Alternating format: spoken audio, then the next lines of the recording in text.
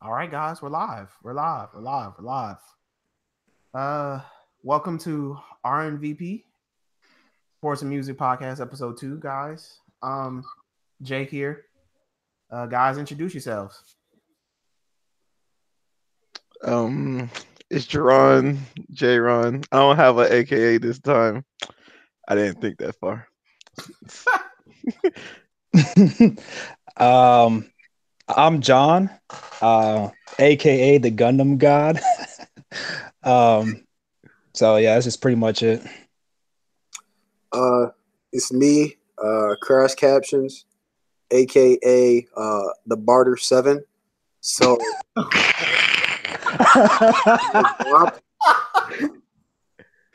that's me now. I hate you so much. Yo, okay. All right.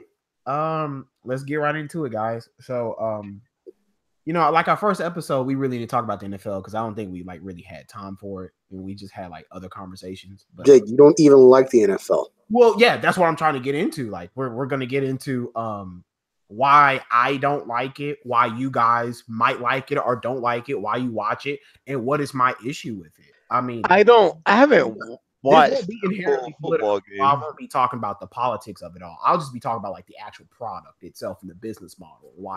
That's the first reason why I just stopped paying attention to it. And my quarterback decided to cut the ball back and play and tear his ACL. So he just pulled a Robert Griffin, man. Leave him alone. Yeah, we're gonna fight. He's RG3. We're gonna fight. I mean, really, honestly, the reason why I think my bandwidth when it comes to my attention span towards the NFL has decreased because I think the product on the field's bad. I think the quarterback play is mediocre. I mean, I think there's only really 5 quarterbacks really worth the money. I mean, the cornerback position is one of the worst played positions.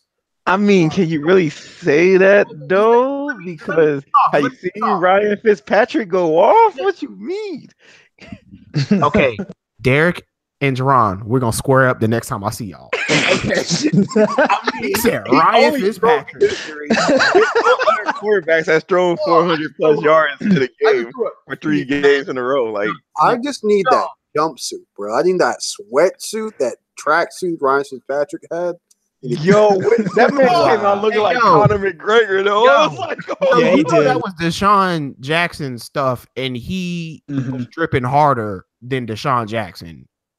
If you Deshaun Jackson, how do you feel? Like he was wearing your stuff better. Hey, well, you got that Conor McGregor beard, you can do anything. That's true. That's true. Honestly, that's it. I mean, it's not even the how the NFL has reacted to the protest. I mean, that's like a separate podcast for a separate day, right? Right. Have they even finished reacting to it? I don't know what they're even doing with it. Yeah, that's what I'm saying. I really have no issue. The whole thing is resolved. I think I'll probably say what I have to say when the collusion suits that Eric Reed and Colin Kaepernick have brought against the NFL are kind of resolved. Other than that, I really have nothing on the Panthers now, though. That doesn't really mean anything to me. I mean, he got a job again, so that's good. Yeah, but he should have had a job regardless. He should have, but no, it doesn't matter. But it's just Derek, we had this conversation on Twitter, and I just said we'll save it to now. But man, I'll tell you why I hate. I'm not paying attention this year just because, like I told y'all, I'm way more excited for my Yankees going to the playoffs and the Lakers and Liverpool is leading the Premier League. And it's those 3 teams are taking up my complete attention. My USC Trojans, shout out to my best friend, Rashad. He texted me. He was like, why didn't you call out USC? And I was like, bro, they're dead to me. That they're terrible. So I don't feel like talking about them on this podcast, but they're bad. Yeah, they're pretty bad.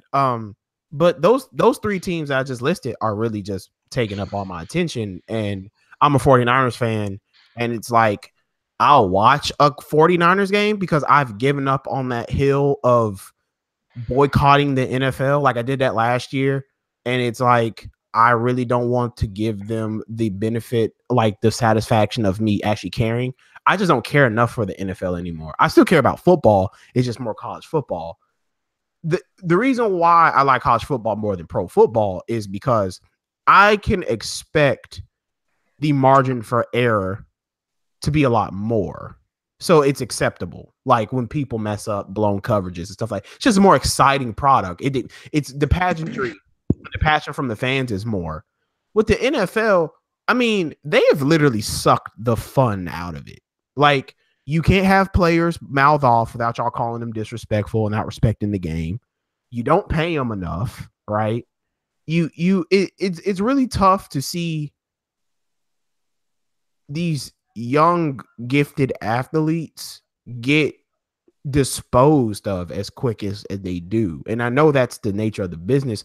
I just wish the monetary and the financial benefits matched what they actually bring in. It's the most profitable sport in the world. It grossed $14 billion last year. And they can't have guaranteed contracts. That baffles me. I think giving these quarterbacks hundreds of millions of dollars, even when they haven't earned it, is like one of the reasons that I've been turned off. It doesn't make any sense. The Philadelphia Eagles literally showed you last year. The Patriots show you if you have a good team. Yep. If you have a good team, if your team's constructed well and coached well, you can overcome not having an Aaron Rodgers or a Tom Brady on your team. I mean, but the Patriots got a Tom Brady. Yeah. I was gonna say, hey, but Jerron, he tore his knee up and they went 11-5. And then they didn't make the playoffs that year, though. That's true. Seriously, he was suspended for 4 games, and Jacoby Brissett came in and won 2 games. Am I telling any lies, Derek, so far? No, but you're not telling the whole story. Okay, I'm gonna let you try to fill that in. I think I am. I'm just saying, like, there are positions on the field that deserve. I'm not saying a quarterback shouldn't get paid. I am saying it is disgusting that somebody like, I'm not even gonna say Kirk Cousins, because Kirk Cousins ski mastered NFL and bet on himself, so he's an outlier. What about Matt Ryan? But look at Matt Ryan. But Matt Ryan deserves that money. He's a borderline Hall of Fame quarterback. He deserves that money. There's a difference between Matthew Stafford getting that money, right? I can tell you why Matthew Stafford got that money, though. That's an easy, because Detroit needed them. They had no choice. Yeah, Jerron, $100 million. He got $80 million guaranteed. I know that's the market, and I'm all for these cats getting their money. But when you are treating people like Le'Veon Bell, like when Odell Beckham doesn't have a criminal record, and we go and the media frames his personality as a detriment to the team, when he's literally the best player on your team for 4 years, and he is borderline on a Hall of Fame level as far as his career so far, and you are hesitant to give him money, that is a problem to me. The optics don't look right to me. Like, that sits wrong. That's like the fact that Le'Veon Bell has to sit out does not sit well with me, because without him, they don't like to play running backs, Jake. But that's the problem. Like, guys, y'all are saying stuff I know. I'm saying why I don't like it. You see, I understand where you're coming from. I understand where you're coming from. I am tired of other positions having to leverage basically their whole career, while these quarterbacks can be like literally the reason why your team is terrible, like the reason why your team fails, and they don't have to leverage anything. They'll just get paid. Well, we already know the NFL for some reason only cares about the quarterback, and two, with people like Le'Veon Bell, it doesn't help when your literal teammates come out and put you down. That's the problem. That's why they can't give money, because they got the players against each other. Yeah, because when you have your offensive linemen like, yo, you make more than me anyway, just come to the field. Like, that's the problem. Like, they pit these players against each other. No, they don't. The owners, they don't pit nobody against. Nobody put a gun to Alejandro Villanueva and the center and the name, by the way. Great name, by the way. Huh? Alejandro Villanueva. Yeah. Nobody put a gun to their head and told them to come out in the newspaper and dog him out. No, nobody did, but that's the way they feel. Like, I mean, I think it's horse crap because honestly, they wouldn't be getting paid if they weren't blocking for Le'Veon Bell. Like it's a reciprocal relationship, and I just wish the players would stick the together. Center for the Steelers? No, I think he's a left tackle. No, Marquise Pouncey's the one who was talking the most noise. He's a center. Yeah. And all I'm saying is, guys, I know that is the current culture of the NFL, but that is why I don't watch. It's not like that's the reason why y'all are answering all my, like, you're proving my point, right? And as far as me not telling the story from quarterbacks, I mean, if we were to go through all 32 starting quarterbacks and I was to ask, would you give them $80 million guaranteed? I can probably say between all of us, maybe 5 or 6 you would give that money to. Okay. Which 5 or 6? Tom Brady, Drew Brees, Aaron Rodgers. Ooh, that got Matt Ryan. Yeah, see, it's difficult. Carson Wentz. That's it. Like, think about that. Like that's 4, right, Jerron? Oh, Phillip Rivers. Okay, so that's almost 1/8 of the league. 1/8 of the league starting quarterbacks. Like, it's a problem when your backup linebacker is making less than your backup quarterback, and your backup linebacker is going to play more snaps.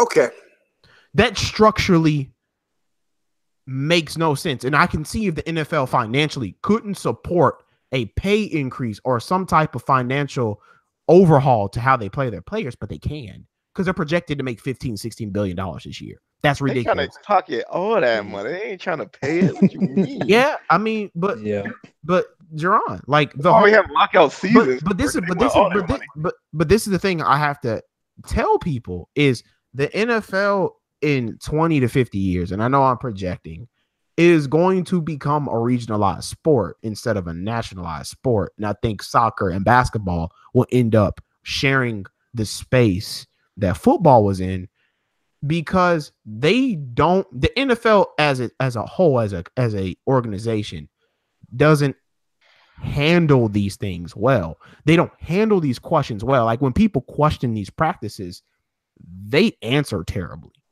They miscalculate on a whole bunch of different issues. And I can go down the line of things they have miscalculated about. And it's turning some of their fan base off. Then, I know that. Take the anthem protest out. Like it's a bad taste in your mouth. That's all it is. And the product's bad. And like last night's game, you know, my uncles and my dad were watching it, and it seemed like it was a great game, you know, but you only get that like 5 times out of the year. You know what I'm saying? Like we've already gotten like 6 really good college football games so far. And I can name them. Go ahead. Like I wish the NFL was as good as it used to be. Well, I would say it's the rules for me. For me, yeah.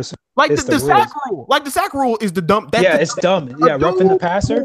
ACL, not trying to apply pressure to a quarterback. Like, dude, the NFL understand how physics work. They value the quarterback way too much. They value the quarterback way too much. But the players are starting to care. You know, the people who make money. I know, but they because like someone has to give. Like you and Derek can't just sit back and say they don't care. Like something has to give. No. Skip Bayless said it perfectly because there are literally fans like him. They'll rather see somebody on the defense get injured, but they don't want to see their starting quarterback get injured. Literally, like Skip Bayless literally like I'd rather see anybody else on the field get injured, but I don't want any game without Tom Brady. I don't want a game without Aaron Rodgers. I don't want a game without Matt Ryan because to the fan base like him and everybody that agrees with him, the quarterback's the one that brings the most entertainment. Are you really sure about that? I think that's a false narrative. I think that's a false narrative. I think the league like to see passing yards, and they like to see high scoring games. Running backs and wide receivers contribute to that, guys. Like there are quarterbacks in the league right now who have crappy wide receivers. Let Derek get his piece. Because I just don't understand it. I think it's a false narrative. Okay, so I don't know I gotta preface this by saying, obviously, I do want other positions. I want everyone to get paid to play the sport at whatever as close to a reasonable rate as possible, because obviously the sport, especially for some positions, has a very short lifespan. Two and a Running half years. backs and linemen. So I really support them getting paid. Now we got to be realistic here, because I feel like sometimes we zoom in, and we're all really big sports fans, and we all really care about each individual aspects of our teams, and sometimes we get really specialized, and we forget that not only that this is a sport as well as a business, and the business of the NFL isn't to sell to the most niche and fanatic crowd. It's really to sell to the casual fan. Okay. So I'm going to take you guys back to 94. You guys remember 94? Of course you don't. We were all babies. But in 1994, the NFL was on the decline, similar to now, but it was a whole different set of reasons. You didn't have quarterbacks that could throw, and the running game was getting more and more stagnant. Why was this? It's because defenses were getting better, and the NBA was on the rise. You had the first iteration of Jordan. They were coming off Bird and Magic. The NBA was on the rise, and it was about to overtake the NFL. So what happened? Not in 1994, you saw the first set of rule changes that made the NFL go from a running league to a passing league, and that's what turned the tide and put the NFL back on the map. That's what allowed a lot of those Cowboys teams to really take over the 90s. So the reason why I mentioned that is to say this. The passing game, right? Obviously, it's aesthetically for the hardcore fan, the casual fan, it's the easiest thing to understand. You see a quarterback throw the ball to a running back or a wide receiver, it gets thrown very far. The wide receiver makes an athletic catch, makes a move, makes a tackle or miss, and runs and gets a touchdown. Right? It's all very simple, and we as fans know that there's a lot more that goes into play than just a dude throwing a football to another dude. But the casual fan doesn't realize that. And the NFL realizes that the casual fan doesn't realize that. And that's why they make rules to protect these quarterbacks. Now, I actually don't think we have a quarterback problem so much as the offensive line talent pool is far below standard when you compare it to the linebacking and the defensive line talent pool. If you look at the athletes that end up becoming defensive linemen and linebackers, and you look at the athletes that are still becoming, offensive tackles and guards and centers, it's almost night and day. That's true. I think what we are really mad at is that the speed and power and this overall progression of athleticism on defense has not been matched so much by the offensive line position. And that's why you're seeing these quarterbacks that are so highly touted either coming out looking good and getting injured, and then not really ever doing what they're supposed to do, i.e. Andrew Luck, Robert Griffin, or you just see them never really do anything. I think what Jake has a problem with, right, and I think I can understand, is that you see these other guys and they're playing their hearts out. They're playing more than the quarterback, and they're getting paid less than backup quarterbacks. But you have to understand too, it's a business. You see, to the casual fan, a defender isn't a defender unless he is stopping an offense. And so a defender is only measured by how well he can stop offenses. And if the offense is already inept, there's really no reason to watch defensive football unless you're a fan of that team or unless you're a fan of defense, which would not be a problem to us because we are football fans. But to the casual observer, that's boring as shit.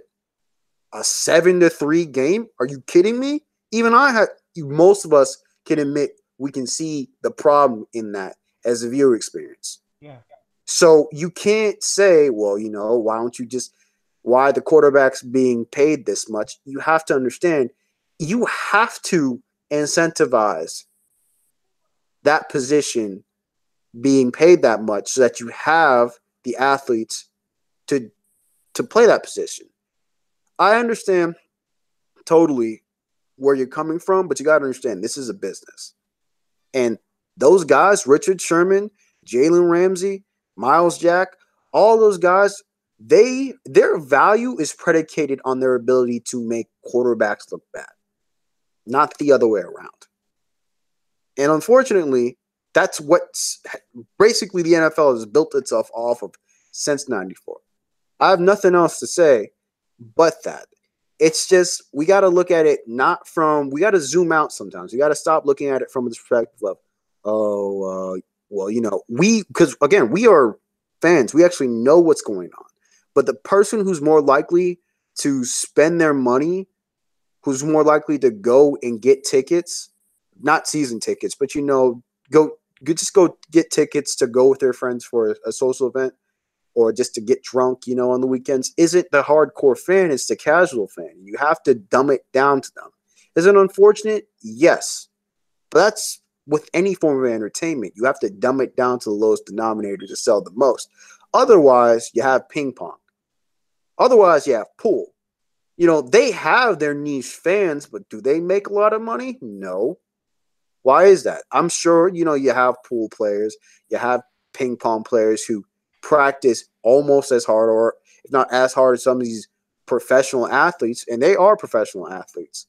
But that niche isn't going to be able to be dumbed down to the lowest denominator. So you won't have fans shelling out their disposable income to go to a ping pong tournament. I'm sorry. We have to, we got to look at this as adults. We got to look at this as a business. The quarterbacks aren't overpaid, in my opinion, because if they don't do what they do, it was proven in 94 that the NFL was going to go downhill. Now, the NFL is going downhill nowadays because of a different reason. They're offensive linemen now. Those athletes on the defensive line, like I said, are way better. They're far superior athletes than the offensive linemen. And I think that's one of the major issues we're seeing nowadays. Hell, look at the Cowboys. 2 years ago, one of the best offensive lines in the NFL. Dak Prescott was looking like, you know, Dak Prescott literally ended the Tony Romo era. Now the kid can't even throw for more than 200 yards. That man went from third in QBR his rookie season, and then now he's like 27th in QBR this season. The way you feel about quarterbacks, mud quarterbacks, Jake, I feel twice as angry at Pop Warner, at coaches who don't develop offensive linemen. Amen. Who don't, because that's all I gotta say. I'm done talking. I was gonna say about the niche fans. I mean, but if you look at like soccer, or football, like in those countries, they take it pretty seriously too. They do. I'm not saying, but when I say, I'm looking at American sports, right? Because American sports, right, although they are big, a lot of American sports, again, they're more social events than cultural things for a lot of people. A lot of people used to go. I know a lot of back when I went to Georgia State. I still go to Georgia State, but back when I was an undergrad, a lot of people didn't go to Brave games because the Braves were like their team, or the Braves were like playoff bound. A lot of college kids looking to score cheap beer and hang out with each other. I mean, it's as simple as that sometimes. Yes, I understand in other countries where it's built into the culture, where, you know, sometimes soccer is like part of your way of life. Yeah, you probably don't have a lot. No, I shouldn't say that. That's stupid. It's just it's so ingrained in your life that, yeah, it's ingrained in the country's culture that, yeah, it's not niche anymore. It's mainstream, right? That love for it. But over here, there's so much to do. You have people who literally grow up in football families who want nothing more than to be weebs. You know what I mean? So like, it's just so much more. I'm not going to say there's more to do here, but it's just not such a ingrained thing in our culture as other cultures. That's all I got to say. I got you. I feel you, Derek. I think me and you both agree on this. Honestly, I think we don't disagree. I think we're just we're two sides to one coin. I do agree with you with your offensive line take, but I think the one thing that we are overlooking is coaching. John Gruden for Oh yeah, it's time. That's not it, Chief. It's they stuck with him, bro.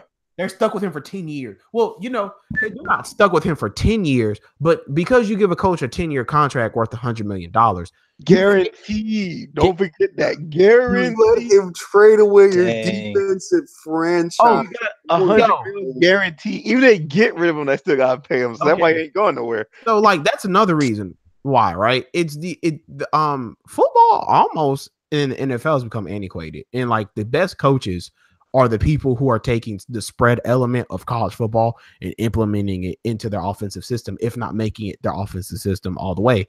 Look at Philadelphia, look at Kansas City, and look at the Rams. Okay, I gotta say something about Kansas City real quick. Andy Reid's teams do this all the time, every year. Yeah, let's pump the brakes. No, they don't. Okay, well, all right. I mean, at the Eagles, guys, but he's been with Kansas City for dang near what, 6 years? Yeah, and they've come out and gone. No, they have not had this type of offense, Derek. No, don't lie. No, they had it last year. Don't lie. Yeah, I was saying last year they started off as just as hot. It's just that Alex Smith couldn't keep up with it. Yeah, like Patrick Mahomes is a completely different athletic animal. That's why Andy Reid got rid of Alex Smith, because he's a freak of nature. Andy Reid probably wanted to do this since he's been in Kansas City. He doesn't have the quarterback to do it. Yeah, I'm just saying. I do think Andy Reid teams like just going back into like the mechanics of the league right now. Like, yeah, I think overall Andy Reid's always been an offensive genius. But how he carries on later into the year has always been his thing. Yeah, he doesn't make too many adjustments.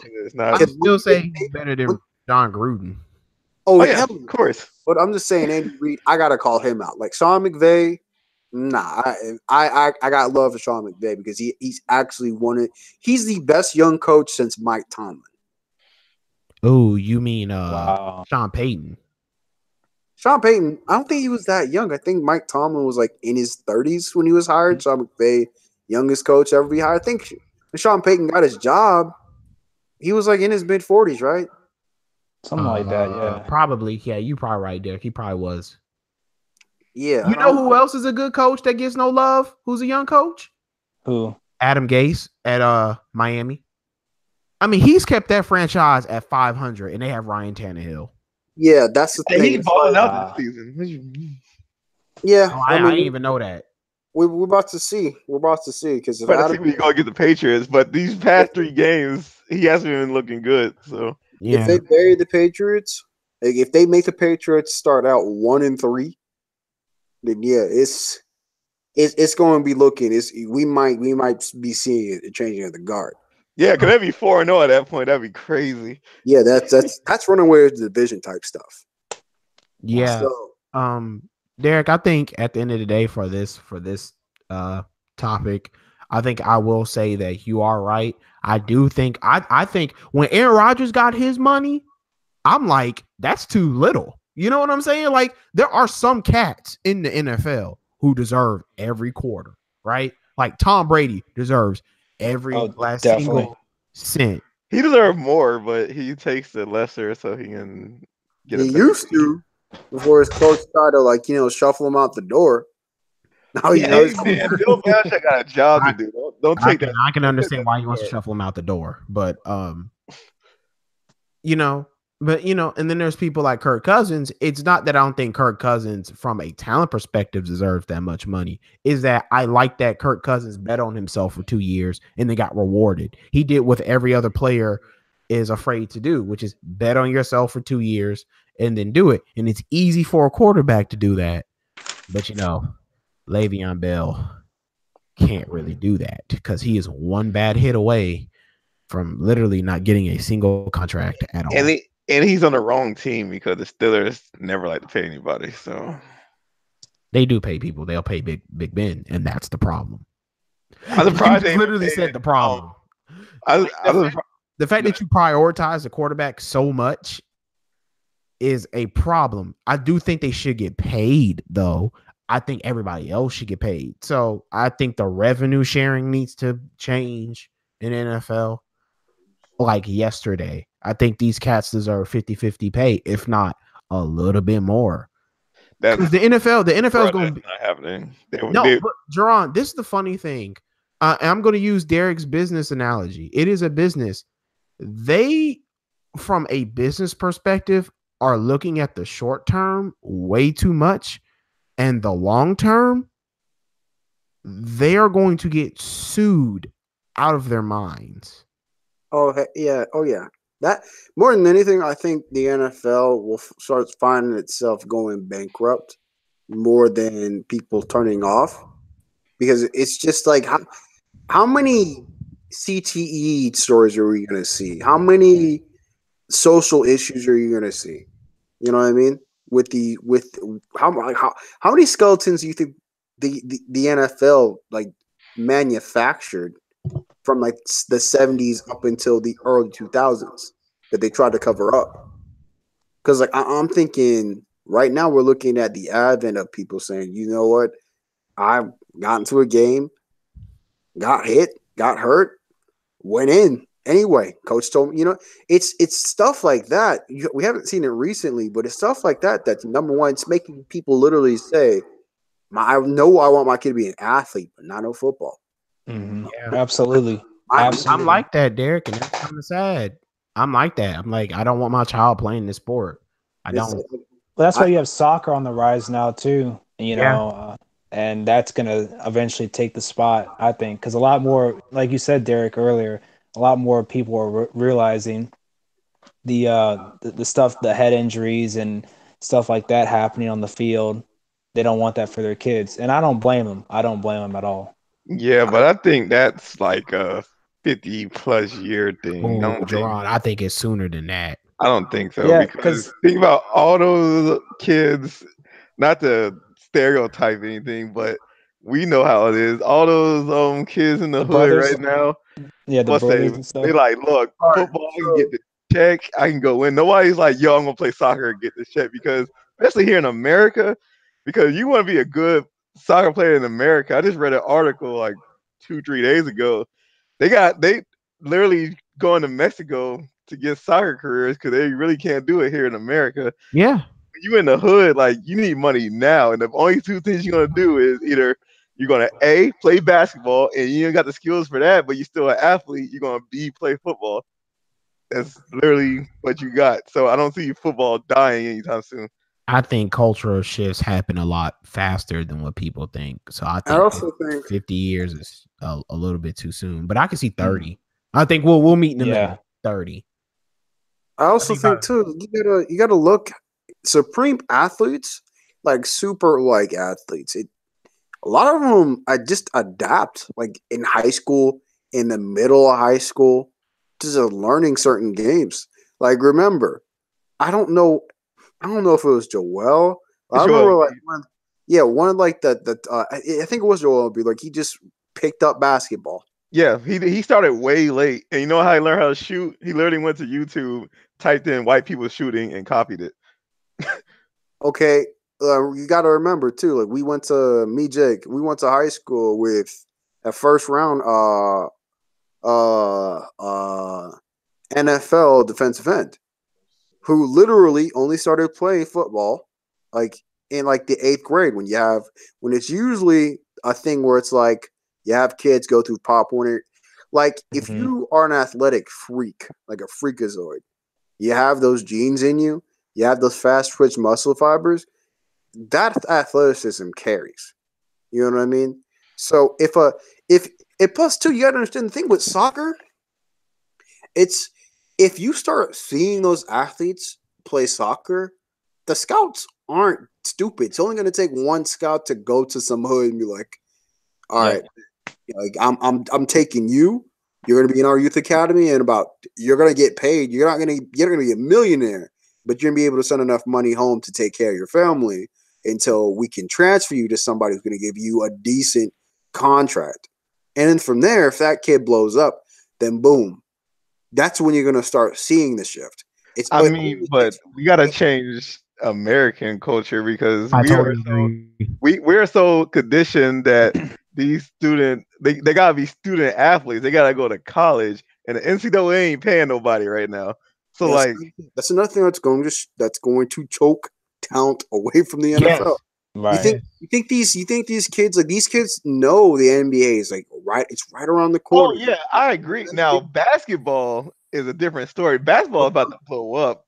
But it all contributes to the choking out of talent of the NFL. Like I said, with soccer, kids 14, 15 can go to youth academies.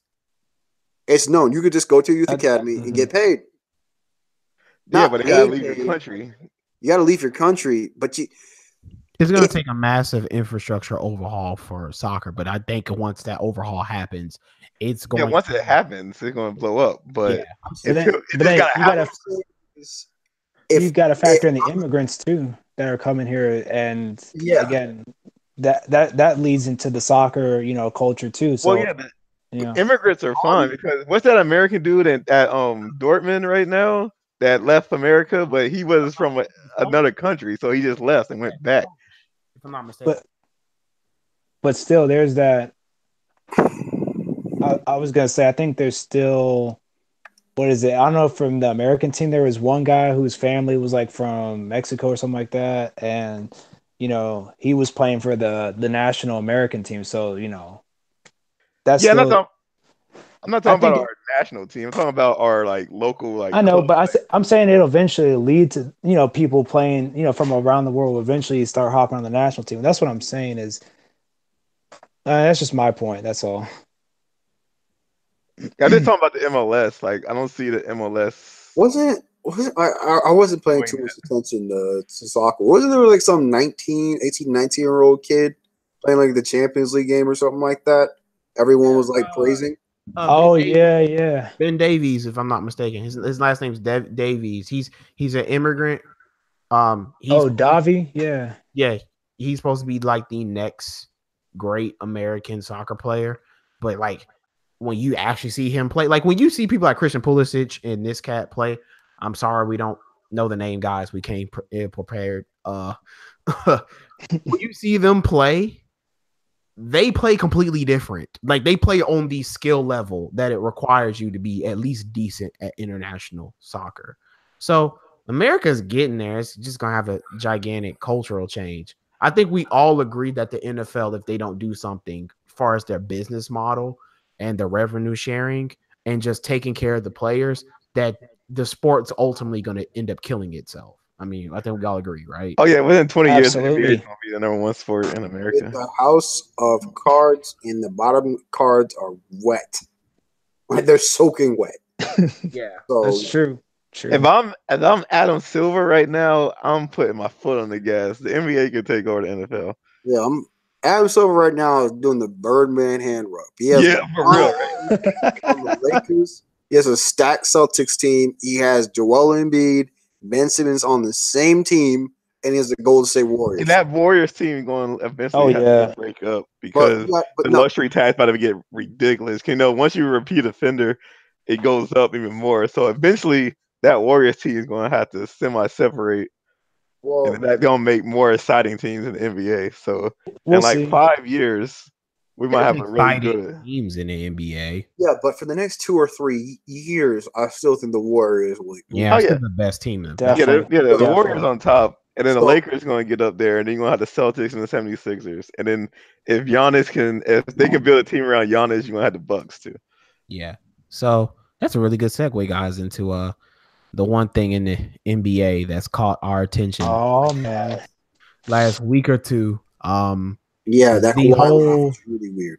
Jimmy Butler, Timberwolves, Tom Thibodeau, Steven Jackson, Wiggins fiasco. Can I say one thing before we get this deep dive in this? Yes, go ahead. Okay, my man. Shout out to Tom Thibodeau. You're my guy, right? This man literally called up the 76ers and said, yo, we'll give you Jimmy Butler for Ben Simmons. That's my guy.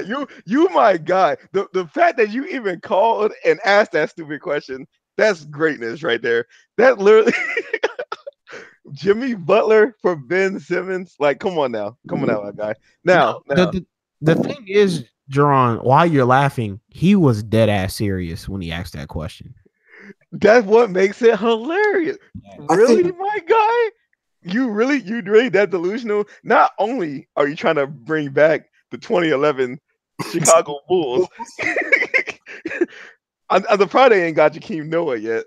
You asked for Ben Simmons for Jimmy Butler, and Jimmy Butler already didn't even state the 76ers and his team he wants to stay with. So his value diminishes at that point. But you want Ben Simmons. You'd be lucky you got TJ McConnell on a first round pick. Literally, like Tom Thibodeau right now is the embodiment of like the 2017 Mr. Krabs meme. Like he's like, what is going on right now? Like, I've never seen somebody lay out plans that have just so spectacularly gone wrong. Like we all knew the Timberwolves trash defensive team, no offensive, sink, none whatsoever. And, basically they just looked like they were going to be good enough to be anywhere from the 6th to 8th seed in the West. But I know they had these types of problems. Like, I'm not even going to address the whole Jimmy Butler potentially messing around with his teammates' girlfriends, because I don't know if that's true or not. The fact that Tom Thibodeau was in Minnesota and had been coaching Karl-Anthony Towns, had been coaching Andrew Wiggins, and couldn't potentially foresee Jimmy Butler having a problem with those kids. Because let's be honest, Jimmy Butler is the type of guy he loves basketball, but he comes to work. He comes to win. Yeah, he had to work to get to the NBA, so that mentality. He's not Mr. First overall like those two guys are. He didn't come into the league literally saying, how can I make the most money? He came into the league saying, how can I stay? I really want to stay in the league. So those mentality that you as a coach who's coached both those teams, it really strikes me that you couldn't possibly foresee that being an issue.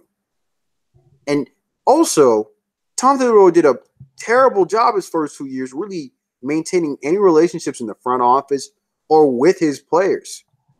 Literally, Tom Thibodeau had done such a bad job managing that now he's trying to fix everything. Now he's trying to make relationships with people in his front office. Now he's trying to get the players to like each other. When he should have gotten on this last season.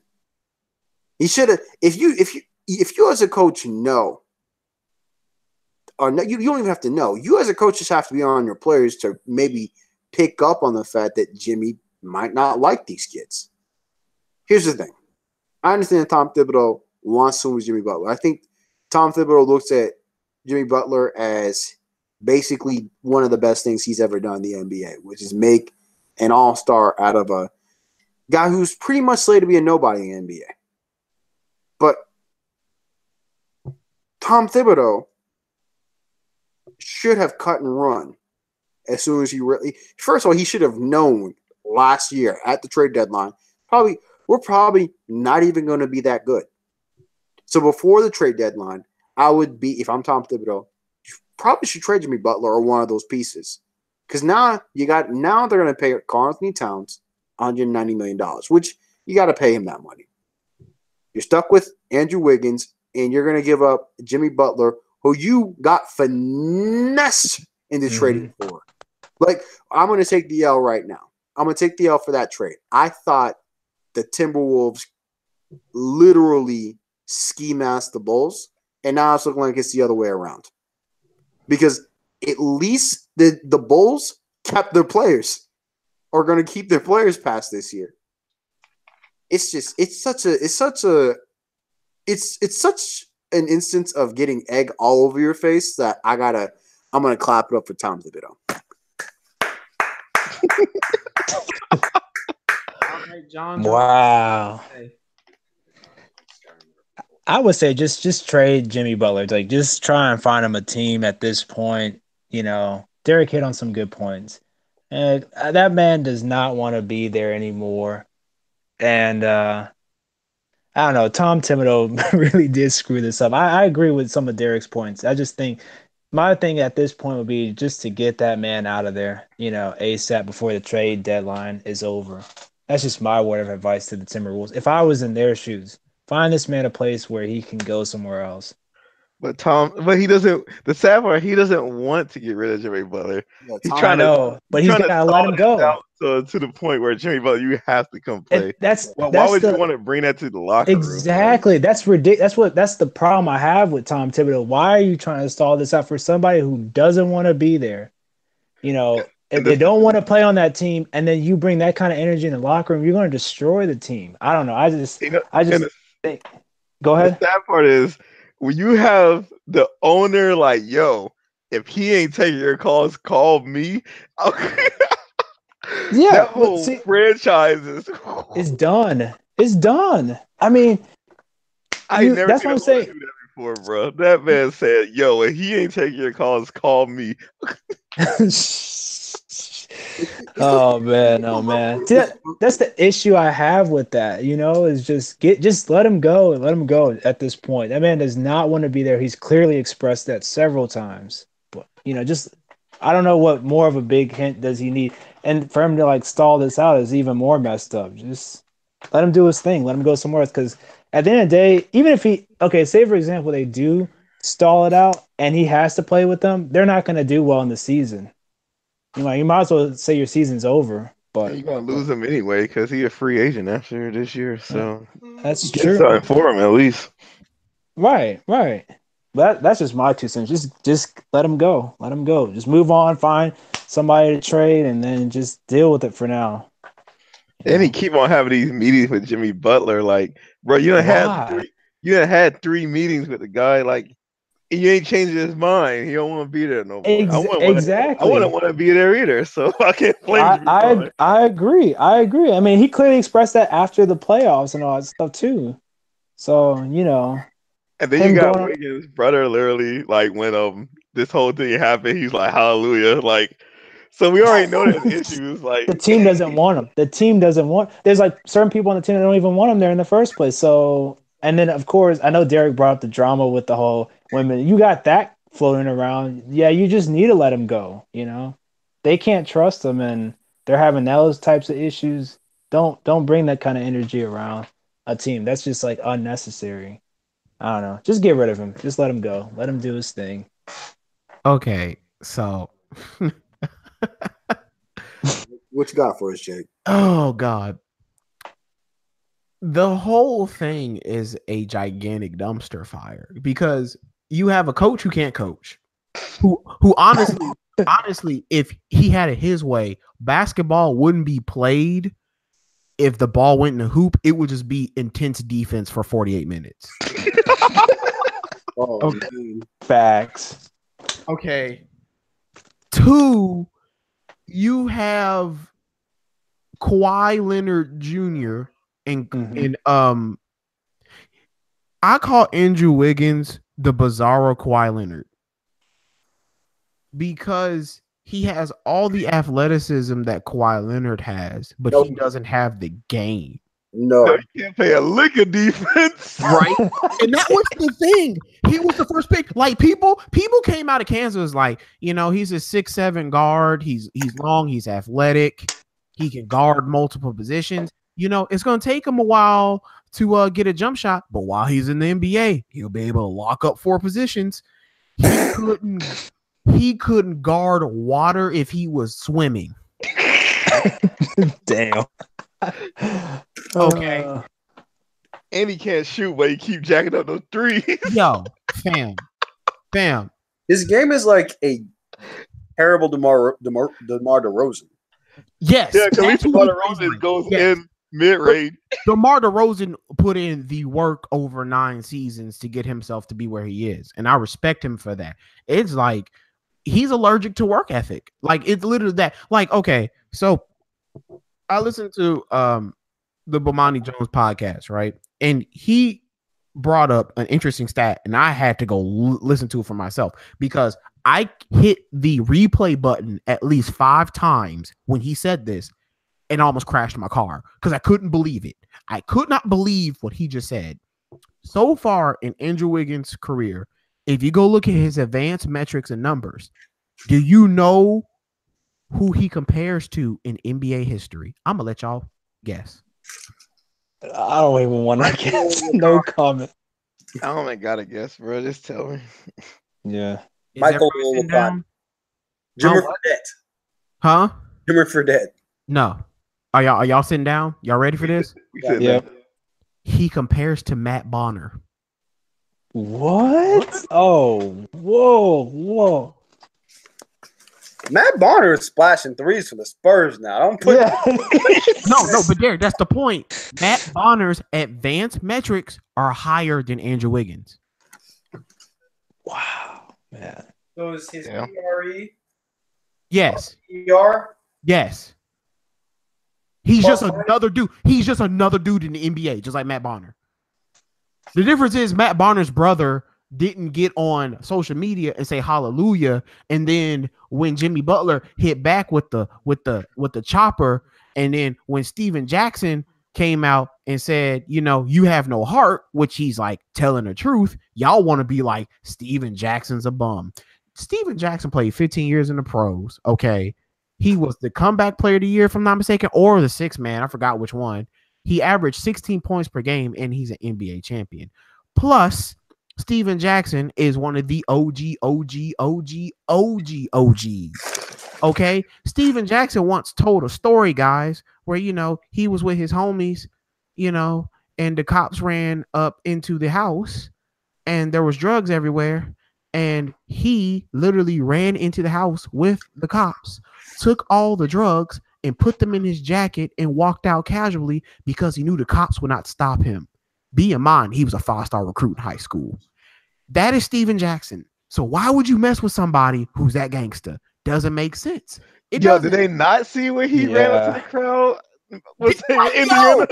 Yes. Did they not watch Malice in the Past? Like, okay, this is the first one in there. Okay, honestly, there's nothing funny about basketball players going up into the crowd. But if you listen to the whole story, the funniest thing to come out of there is when Steven Jackson and Ron Artest were in the locker room after the game, and Ron Artest and Steven Jackson had the audacity to ask themselves, are they going to get in trouble? Do you know how gangster you have to be to assault fans and then ask, are you going to get in trouble?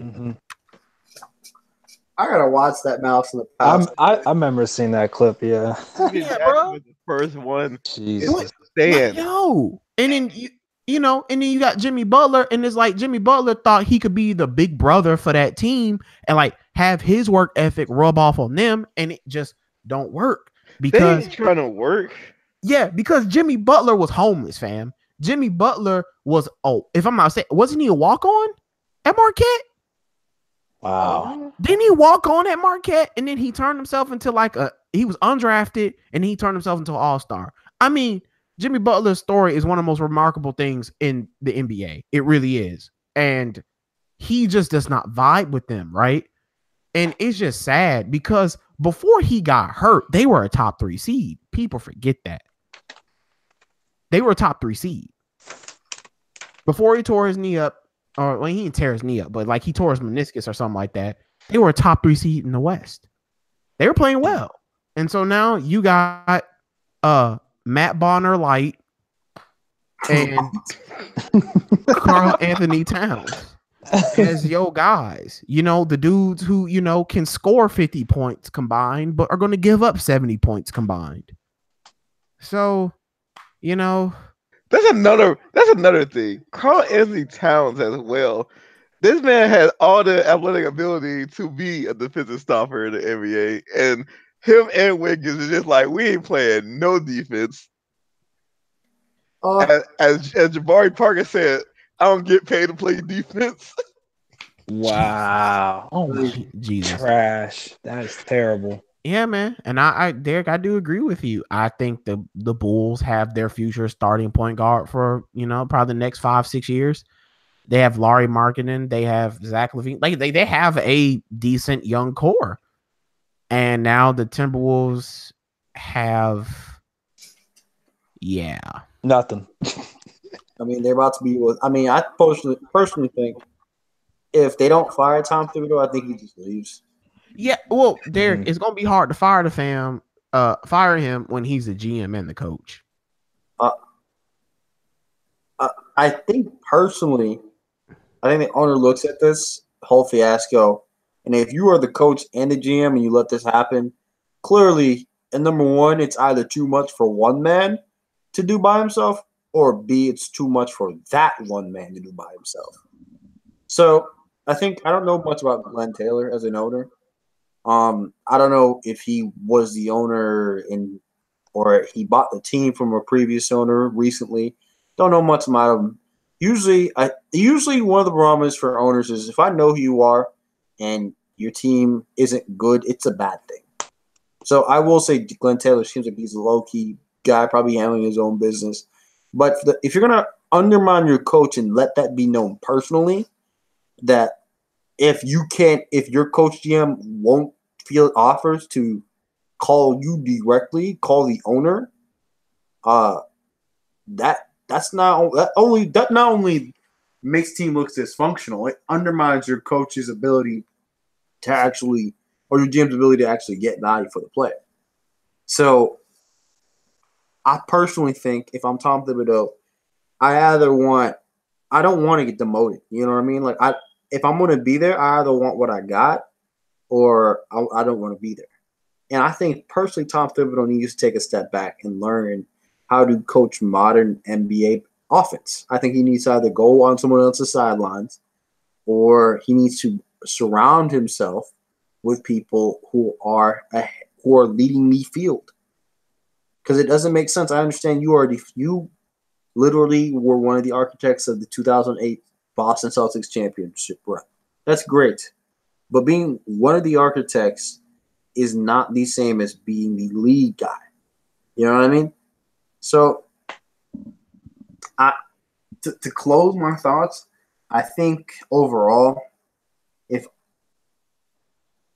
I'm Tom Thibodeau after this season, I've tried everything, I just leave. Because Tom Thibodeau, he kind of like Jimmy Butler in the fact that Tom Thibodeau isn't there to boost his stats. Tom Thibodeau isn't there to worry about if he can get a max coaching contract. Tom Thibodeau wants to win an NBA championship. I truly believe that's what he's about. And if your superstars aren't about that, what are you doing again? Like what's the point? If you know, like another thing about, not playing defense, I'm sure those guys don't want to exert themselves in a way on defense where they might injure themselves. Because I personally think we already know Andrew Wiggins and Karl-Anthony Towns are all about their numbers. So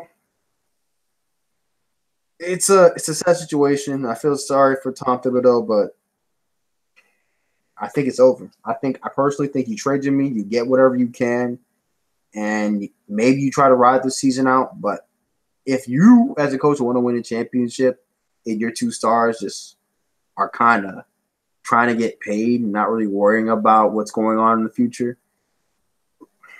just go. It's you like the culture of that team doesn't even fit your culture. How does that make sense? That's all I gotta say. I think that's a really good note to end the sports on, guys. Before we end, all I gotta say is shout out to my man Markel Fultz. This man over here pulling jumpers off pick and rolls now. Like, bruh, total change from last year. Oh my goodness. Anyway, that's all I gotta say. Oh yeah, Sixers got that dub. I know it's just preseason, but whatever. I want to crap on your parade. He has to do that in the actual game. That's fine, but the fact that we didn't even seeing it, because we didn't see none of that last year. Oh, we did. Like that last little stretch he was in. He wasn't pulling off jumpers off pick and rolls though. Yeah, he was pulling wide open jumpers, but if he came off a pick and roll, you knew he was going to the basket. There was no question. He was not shooting that ball. But this man literally came out of pick and roll and said, "Oh, jumper splash." It's beautiful. It's beautiful. Okay. after Jerron's love fest of the Sixers. We're gonna switch gears, guys. We're gonna go into our music section. We have a lot, and I mean a lot to talk about. Let's get what we've been listening to. Don't give any in-depth reviews, just just what you've been listening to. What would you recommend people to go check out? Stuff like that. We're gonna go down the list. John, since you're Mr. International. Okay, I got some stuff. I was gonna say, spell out the names too, if they're like, if you think they're too hard to pronounce, so the audience can like really get a feel for or get the name. I got you. Well, the first one is MHD. He just dropped an album recently. I've been trying to listen to the whole album, but the one of the songs that I thought stood out or that I've listened to so far is called 19, but it's in like Roman numerals, like XIX. So pretty much that song I thought was interesting. Like the video was great. They even had a music video for it, but the pretty much in that song I thought was interesting was he was just talking about him, starting out in a rough neighborhood and working his way up to the top. Like coming from the bottom, now I'm here type of deal.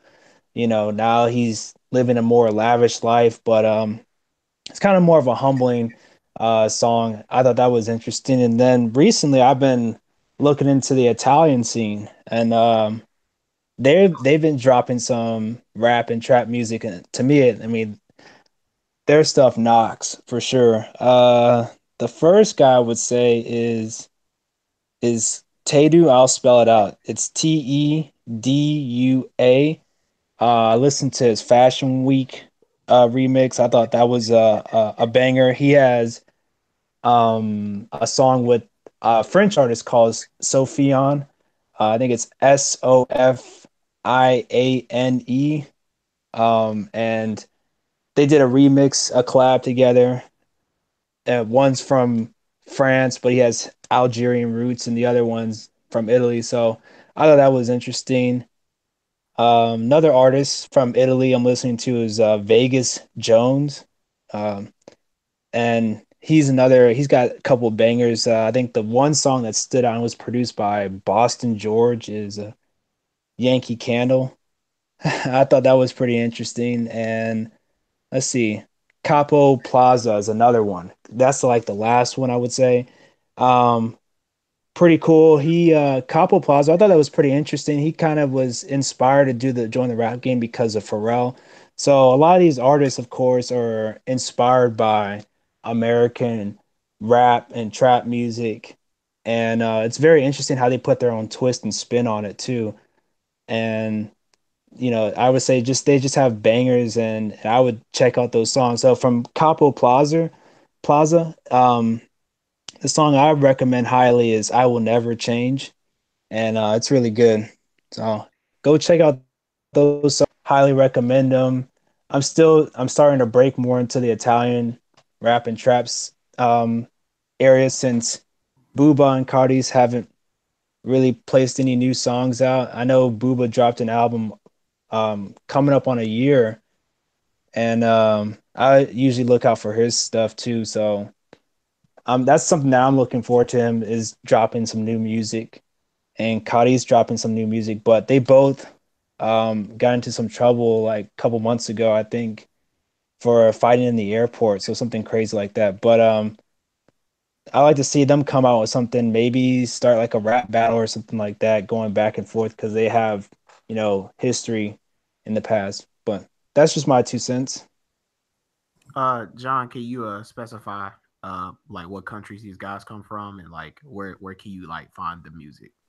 For Booba and Cadiz, they come from France. I normally go on YouTube and I search on there, and I just they have their own YouTube channels. For Booba, I think if I were, somebody on YouTube, I would type in Booba, Booba official, cause just to not get confused, because there's like some other cartoon show on there that's like for kids. It's called Booba, and yeah, it just gets kind of confusing. But it's Booba official, and he has his own channel. I highly recommend it. Go check out his, his discography. I liked his Future album for sure, and what's another project I listened to? His latest, I think it's translated into Throne, and it's great piece of work. So go check out his videos. I highly recommend it. And Cadiz is spelled Kaaris, and he's got his own YouTube channel spelled just like that, and they have their own playlist up there. Cadiz is also from France. Great artist, more of the trap scene, um, trap, hip hop, rap scene kind of deal. Very good. And I think the other one that's most recent in terms of French music, I would say, is Niska, Niska. I recommend checking his stuff out too. I think he did a couple songs with Booba, and great artist. Another trap rap scene, um, coming out of France too. So he's done some collabs with MHD, Booba, and other known French artists. So I would recommend checking out those artists and the Italian artists, because um, it just shows how a lot of these artists are getting their inspiration from American rappers, like Kanye West, Pharrell, Jay-Z. So they're like inspired by these guys, and they try and put their own twist on it too. But that's my 2 cents. I think that's all I have for right now. So that's it. I'm just gonna give you a massive cosign because John put me onto these guys. I think me and him kind of bonded over Booba because I heard of Booba through Future. But Niska and Cadiz are dope. I'm gonna hear about the other guys. I really recommend those three, John. I agree with you. Thanks, bro. Anytime. Dron, Derek.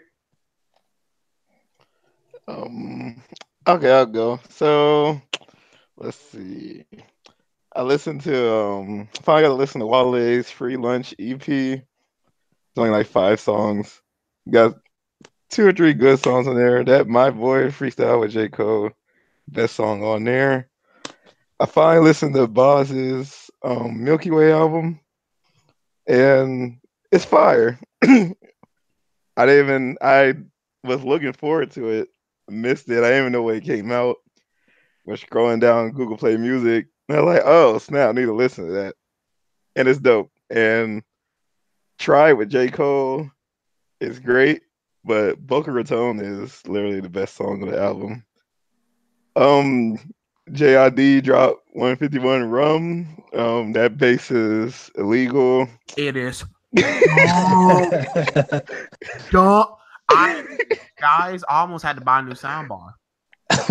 Bro, it probably knocked mine off. Rattled. Bro, that bass is stupid. That man was ran his ass off. Like, yeah, that's I can't wait for that album. Woo. Anyway, after that, I listened to Lupe Fiasco's Drogas Wave album. Great album. Well, I think we're gonna talk about that later. For indie artists, this dude I listen to named Isaiah the Third. He dropped a new album called Wanted. I'm still going through it. I haven't finished it. I got like 5 songs in. I like the music. I don't know why I recommend it because he like a nerd and he put a lot of anime references in his music and other stuff. So if you like that, then listen to it. But I want to say it's a must listen. But I still gotta go to the album. So I'll update y'all next podcast. And then I listened to Young Sinatra 4. And I only listened to it once, so I'm gonna go through it again. All I'm gonna say is besides like 2-3 songs on the album, I needed a pillow and a blanket because not feeling it, bro. But then to literally like 2 hours before the podcast started, when my boy Bakumi, y'all know him from the other podcast, put me on this future bass scene with this group called Hyper Potions, and bruh, the bass drops on these songs, like, bruh, yeah. I'll update y'all next podcast on that too. But if you like the techno pop with a lot of bass, this future bass scene is lit so far. But that's all I've been listening to. Oh, can I make a quick comment? I meant to shout out this radio station. I want to say shout out to OKLM radio station. Yeah, do that. Shout that out. Yeah. Cop the app. It's on Google Play, it's on iTunes. Go get it. It's called OKLM. It's amazing. You can listen to these French rap artists on there. They even play like classical, hip hop stuff. They even play, A Tribe Called Quest. They play Tupac, all that stuff on like Sundays. They have a day dedicated to that. So I would say I highly recommend that app. You can listen to both American, like, trap, rap music and all that stuff. You can listen to that, but you can also listen to the French version too with Booba, Cadiz, Niska, whatever is currently going on in France, you will get it. And it's totally worth it. It's free. They don't charge anything. You can even look at the freestyles on there if you want to, but it's free. So I highly recommend it. Go get it. And tell me what you think. Let me know in the comments below what you guys think. Thought I'd just add that in there. All right. I co-sign that because me and John both have the app, and it is stupid flames. Derek, what you been listening to, fam? Derek.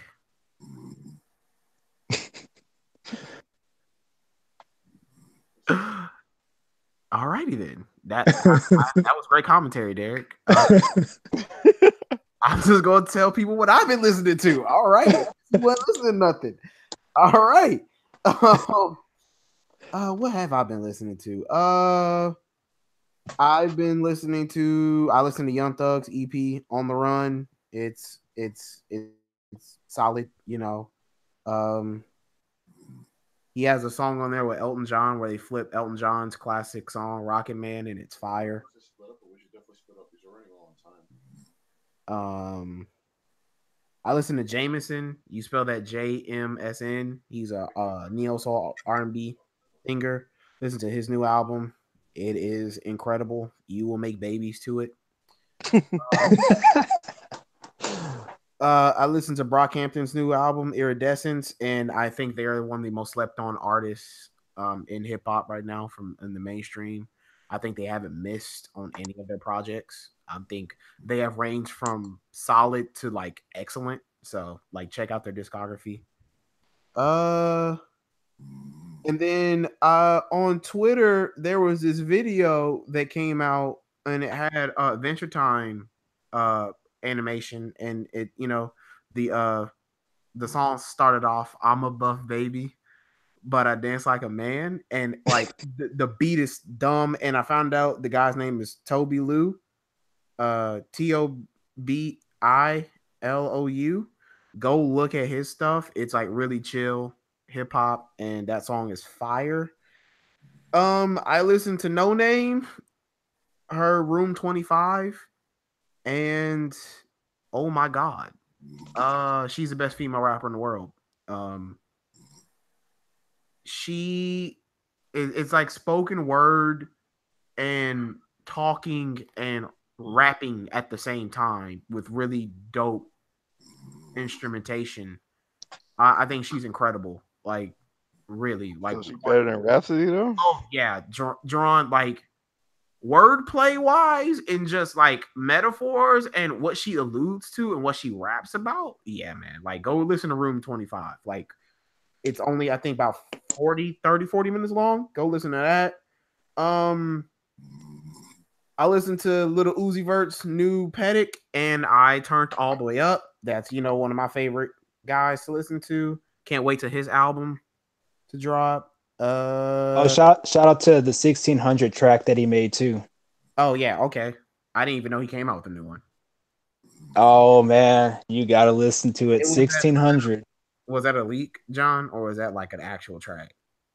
It's an actual track. Oh, I would be glad to play it for you one day. I really would. It knocks. It knocks. okay. Uh, then I played JID. Oh my God, 151 run. 151 run. Yeah. I mean, literally. It's like Kendrick and Lil Wayne had a baby. I mean, he's incredible. He doesn't have next. He is now. He is going to flip hip hop on its head with DiCaprio 2. Is gonna be the same effect Kendrick had with Good Kid, Mad City. I think that's what it's gonna be. Like Jerron, I listened to Wale's Free Lunch EP. He has not missed at all with these EPs, and he is leaning back into his go-go sound, and he is finding his mainstream hip-hop sound, and he's sounding great on these records. I can't wait for an actual like full-length release. I think Wale's in a good creative space now that he's off the label and he's able to do have a little bit more artistic freedom. And then yeah, the last album I think I listened to recently was Drogas Wave, and I mean, Same here. I think that album is one of the most important albums to come out in a really long time. It's fucking incredible. From the beats to the hooks to the rapping to every song had a purpose and a message. There was no filler. I mean, it's literally a double album. It's like a concept album, and then it's like the last like 10 songs are like, I'm going to show you how lyrical I am, right? And how dope I am as a rapper. And it was just it I think we just need to get into it, guys. Like, what did you feel about that album? Because I thought it was great. I'm gonna agree with you on that. You know, I thought it was great. I thought it was very important. I was gonna say first off the bat, the songs that I thought were pretty interesting is Manila, Gold versus the Right, The Wave Files, and Haile Selassie. Because for one is they touched. Well, I know like the first three I named off Manila, Gold versus the Right, and Wave Files kind of touched more on that African slavery and kind of that that slavery topic for the most part. Kind of gave a history lesson, I felt like, in a way, which made it kind of interesting. And that Haile Selassie, I did some research into him. He was like an emperor of Ethiopia, and this guy fought off the Italians or the country that he was leading fought off the Italians during World War II. And what made him different from other emperors is that he had this internationalist view, and he pretty much helped Ethiopia get recognized or become a member into the United Nations. So I thought that was good that he touched up on him. We don't hear too many rappers rapping about like Ethiopian leaders and stuff like that. I think that was good to bring him into the spotlight. So I definitely enjoyed that. It was something different, and it made me want to find out more about this guy. That's awesome, man. Like, I think that's like the best type of music that makes you learn. Jerron, what about you? Oh yeah, I like the album. The problem with talking about this album is that with Lupe albums, I gotta listen to it like 10 times before I actually get it all. So in my first listen, I mean, if you like learning while listening to music, then you will like this album. The problem I see is that this album's not going to get the recognition that it needs for probably like 3 years, because I could play this out loud and people are like, "What are you listening to? Turn it off," because it's not a mainstream type sounding album. So right, it's not like a little pump or something like that. no, like it's gonna have it has the effect of To Pimp a Butterfly, except the difference is that with Kendrick, he's so popular that people didn't like the album, they kept listening to it and they finally got it. With Lupe, I don't know how many.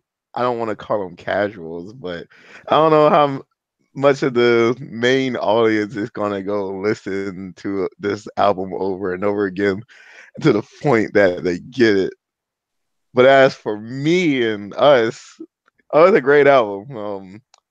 Lupe with Drogas Light, I like that album. Drogas Wave was better than that. And what was the album we dropped before Drogas Light?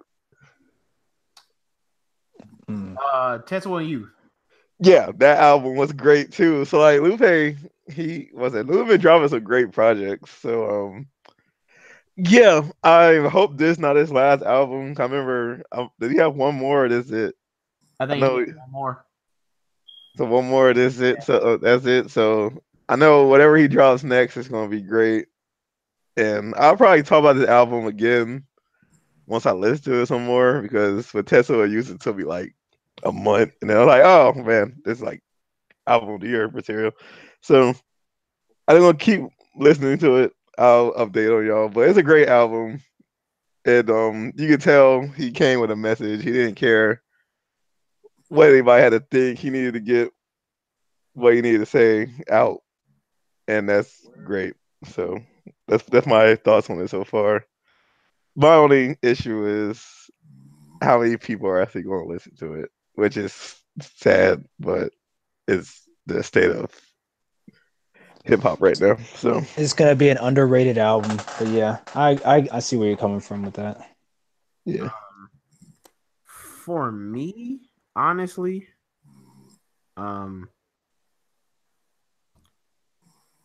the concept was fire. Like the fact that I don't want to spoil it for people, but the concept is basically he tells a story of African slaves getting thrown over a ship, which in the slave trade happened a lot, and instead of dying, their spirit, like they basically assimilated with like the water and became like spirits that guide other slaves back to Africa. And then some of them stayed and ended up like wrecking ships and like protecting the ocean from slave trade. And that is a unique and interesting perspective on a topic that, I mean, as like black folks, like all four of us are black, like we shouldn't, it's not we should know, but like we're familiar with. And it's just interesting to have an artist of his caliber put music to it that is so good. Like I think Nicki Jean killed every hook. She did. Like the hook where they were talking about him being homies with all the aquatic. Yes, the aquatic life. Yep. The hardest hook of 2018. I had to replay that song like at least. Yeah, me times. too. I did the same thing. Like, I want to be friends with crabs and shrimps and octopus. Like, I remember that stuck in my head. I'm like building my Gundam model kit while I'm listening to this. I'm like, wait a minute, did she just say that? I'm like, let me sit down and process this. That too. I was playing it in my car. I was like, bro, like everything bumps. The dude who did production for most of the album was Soundtrack, and Soundtrack's been working with Lupe for. I mean, if I'm not mistaken, Soundtrack produced Kick Push. Oh, nice. Yeah, so like he and Lupe have been working forever, so it's like they have like for a while. Yeah, man. Like this album was incredible. Like, and then like towards the back end of the album, he was just spitting. Like he really was. Yes, bar. He was literally in Fort Knox. It's kind of like Lupe was like if me and him were in Fort Knox and he was in the gold repository, he'd just pick up a gold bar and throw it at my face. Over and over and over and that's over those again. last three tracks. Those tracks. Like Neural Jr. and King Nod. Yes, I mean, he was just spitting, bro. And like that's all you really want from Lupe. Like wordplay and concepts. Like he makes concept albums in his sleep.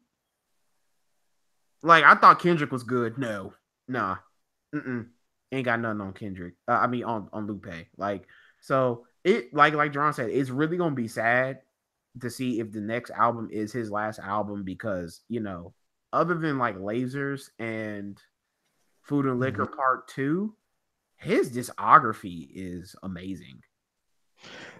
Y'all really hate Lasers, but Lasers was not that bad. No. I mean, I would rate Lasers like John. If we were to list out Food and Liquor,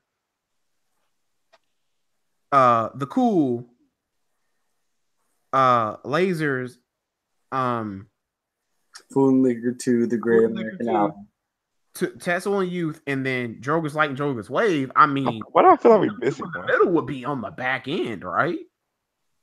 I mean, yeah, Lasers is in the back end, but yeah, I mean, it's not. I feel like Lasers got a bad rap. They're not mediocre. No, they're not bad. Cause let's see, let me go back to that album. Like Letting Go was all right. Let's see, State Run Radio, that was good. All Black Everything was good. The Show Goes On was good. Like I mean, that's why he's big as yes. Yeah, that Show Goes On is definitely his biggest hit. Like, he has some songs on here. It's just now, did they try to change his sound? Yeah, they did. But so Lasers is in the back end of his discography, but even Lasers isn't that bad. I would say Imagine. I thought was kind of interesting how he was like saying like "fuck you" to like the labor, his record label. And like his situation, how if he could change the past and all that stuff. I thought that was an interesting one. Imagine. That was an interesting song too. On the album. He was just saying F you to the haters, F you to this and that. And I was like, wow, he's just trying to get what's off his mind. So I can understand that. I was like, well, that's true. Because his label situation was pretty fucked up. What's that? I gotta listen to it again with like when I have, because I was listening to a lot of this album at work. So I couldn't look at my phone. So like, I don't know all the names of the songs because it was literally just like I just played the whole album in one hearing. So I gotta go back and then I can start label off like specific songs that I can say I like and dislike. But I don't know song names because I wasn't looking at it. Definitely. I also forgot to mention too. I have a couple more that I thought were interesting. I recommend people to listen to. Alan Forever. I enjoy that one. Go Alan. What is it? Jalaya Forever. Yeah, I remember that one.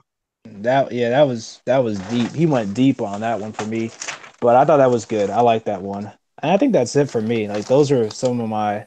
And of course, Junior. And then that's pretty much it for me. I just want to say one thing. Like, why does Lupe have such an issue with people eating pork? Like, I remember like at least 3 or 4 lines off that album about Lupe talking about some. He ate pork or like I don't know. That man said he don't mess with that Alpha store or something like that. I was like, did that man just say don't eat the pork in Spanish? Oh man, it's crazy. Yo, Derek, where the hell were you, dog? Yeah, that man was taking a nap, slick. You gotta hit that power nap, bro. Yo, right quick. Let's know what you've been listening to. Me, On the Run by Tugger. You know what I mean? Okay. I've been listening to that for a little bit. And obviously Drogas Wave. And I think I can say I gave my primary listen to the Carter 5. I don't really have an opinion yet. We're gonna save that for another day. So I can only say Drogas and On the Run right now. Okay. My boy Derek though. Look. You gotta listen to Young Sinatra 4, right? Just look, this is what he needs you to do. When you put this album on, right? I'm gonna get a warm glass of milk. Go and get you a warm glass of milk. Put those cozy slippers on. go. Get you that pillow and that blanket. Damn. All right, let me stop. It's pretty sad that like What? it's Logic's going on the deep end? Yeah, it's pretty sad, but like 5 years ago, like we wouldn't even say this about Logic. Yeah, Right. would have us like slapping the future versions of ourselves. Yeah. Yo, can I? Okay, I don't want to go into. We'll talk about the In Depth album, but yo, the beginning, that intro track though, I like how he trolled all of us. That's great. That was great. All right. So I don't know if y'all all listened to that yet. Oh No, no, I haven't. I remember haven't. what I said, bro. After this podcast, I'm about to go listen to Young Sinatra in Carter 5. Okay, Jake, when you go listen to T5? the intro track, you'll know what I mean when I say how he trolled all of us. Then you'll understand what I mean. Okay. You probably want to text me too, like, really? Yeah, you probably gonna wake up to a text message like I'm so tilted. Like, yeah, I probably am. So the next topic is I don't know if y'all have heard about this. Probably have. It was a huge discussion on Twitter. Oh yeah. The National African American Smithsonian's Museum, like the center, is being the hip hop section, I think, is being curated by a white woman, and apparently she has been in the culture for about 30, 40 years. Rachel Zozoa? Wait, what? You don't remember? I remember. I'm just why?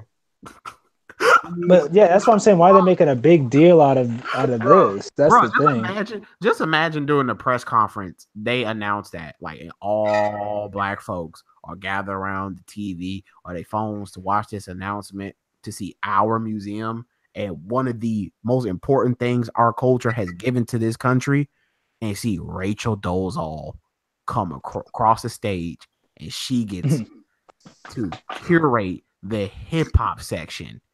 Bruh. Dog. Yeah, I heard about that. What? Well, it's 2018. That's all I gotta say. 2019. I would build a time machine and skip to 2019. Like I would just be done with it. But I just want to know how you feel about that because it sparked a very interesting discussion on like my thing to tell stories, like who gets to tell their own story, and like should black folks be the authority to tell our culture? And from my point of view, absolutely. I think anybody who has an ethnic or cultural background has the authority to tell their story, right? I'm not saying she's not qualified. Maybe she is. But you know what? That's a very arbitrary thing. What are you qualified in? I was gonna say there's millions of people in this country, you know, and out of all the people you selected her, like there's no other candidates. You know, I don't know. That's what kind of bothers me. Like you couldn't find somebody else. You couldn't find multiple candidates, and that's the only one you just. I don't know. I just think that, like, you had some good points with the whole, who should be able to tell their own history. I think that's important because you know you're getting an outside perspective, you know, looking in type of deal, and it'll be, you know, if they could. You know, I think Smithsonian should have done a better job, maybe finding other candidates, other people, you know, more suitable for the job, and even thought about the backlash before selecting her. You know, because now they're getting this blowback. So, you know, this is a huge deal. You know, especially this museum is a huge deal. You know, especially now out of all times. That's all I gotta say. Yeah, behind the political discourse and the social discourse of 2018, it really looks tone deaf and the optics look terrible. I mean, like that's something we can all agree on. Jerron, Derek, what y'all feel about it? I think it's crazy that you could let that happen in 2018, especially after seeing Rachel Zozoa literally get booed off the stage not even 2 years earlier. Like, I understand. I'm not saying you couldn't have. It's just certain things you don't do. Okay, I'm not saying white or Caucasian or you know somebody of another race couldn't help, But there is a difference between having somebody assist and somebody essentially being in charge of something. It's just like you said, the optics are completely different. If she's like an assistant, if she is an administrative like assistant, or if she's helping, right? It's one thing. But the fact that you couldn't even let like the first iteration of the thing be like managed by All Blacks really goes into, I think, what Jake was saying about letting people tell their own stories. It's like, you don't even trust us enough to tell our own story properly. And I don't know. I guess, Black history, they couldn't find. They either didn't look or didn't care to look. And I don't know which is scarier, to be honest. I think obviously not even caring to look really not only shows your lack of caring, it just proves that the people who are in charge just are still tone deaf. And I feel like it's just a symptom of what the country used to be and what we're still trying to fight off. What, fortunately was brought back into the forefront ever since the recent election.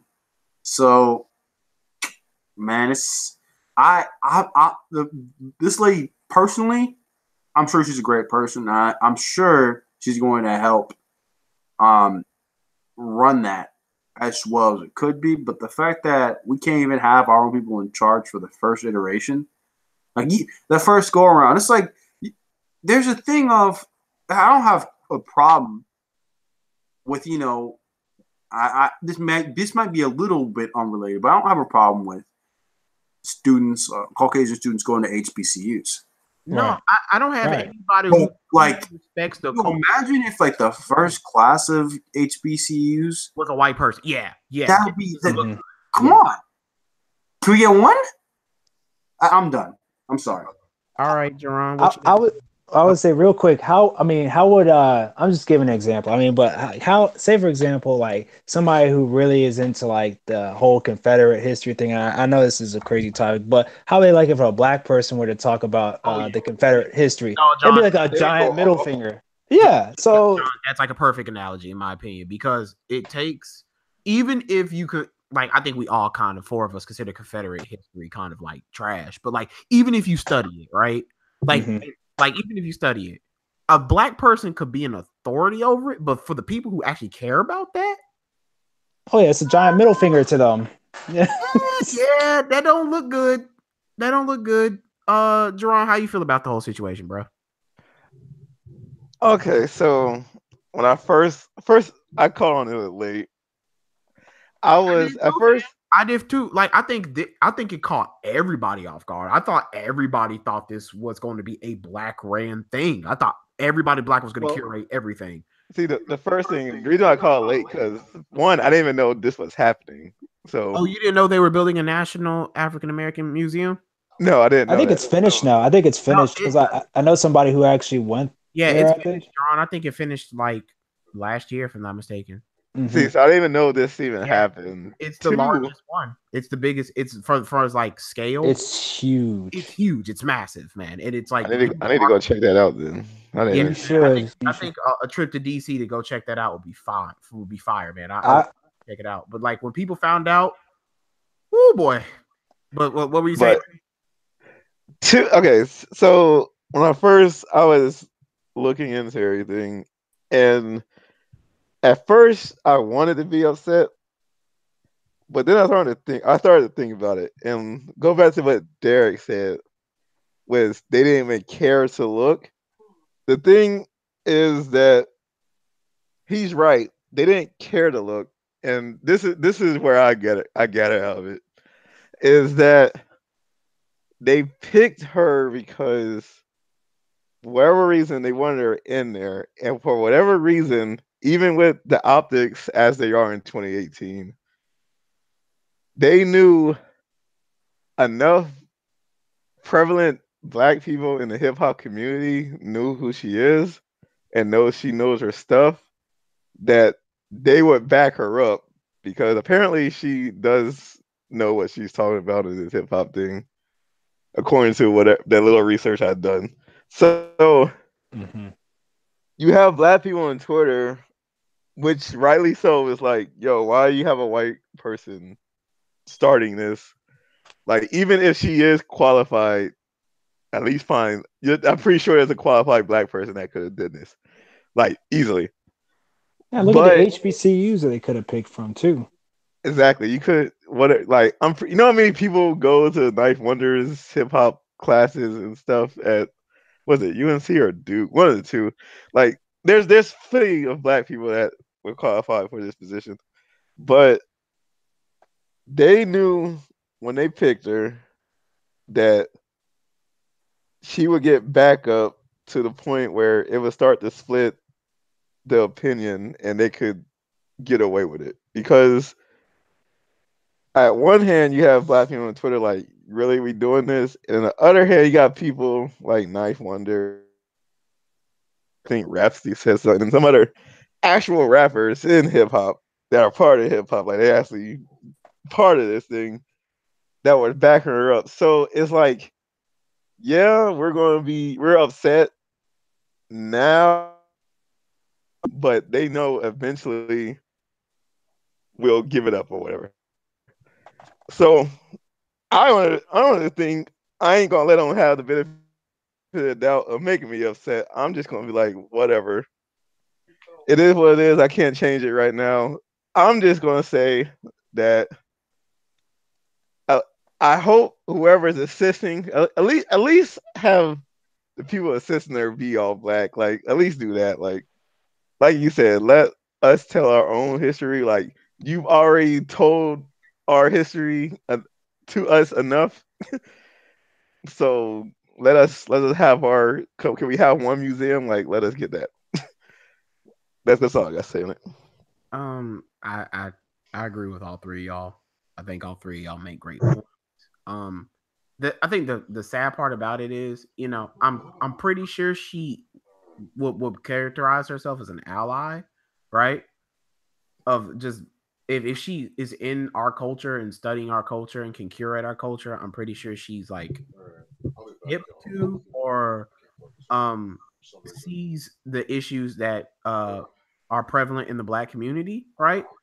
So she sees this on Twitter, right? The sad part is she hasn't said anything, right? She hasn't brought any transparency to like who she actually has on her team that's helping her do it. And I think that's the most sad part is that she herself doesn't even seem like she cares about the backlash, right? I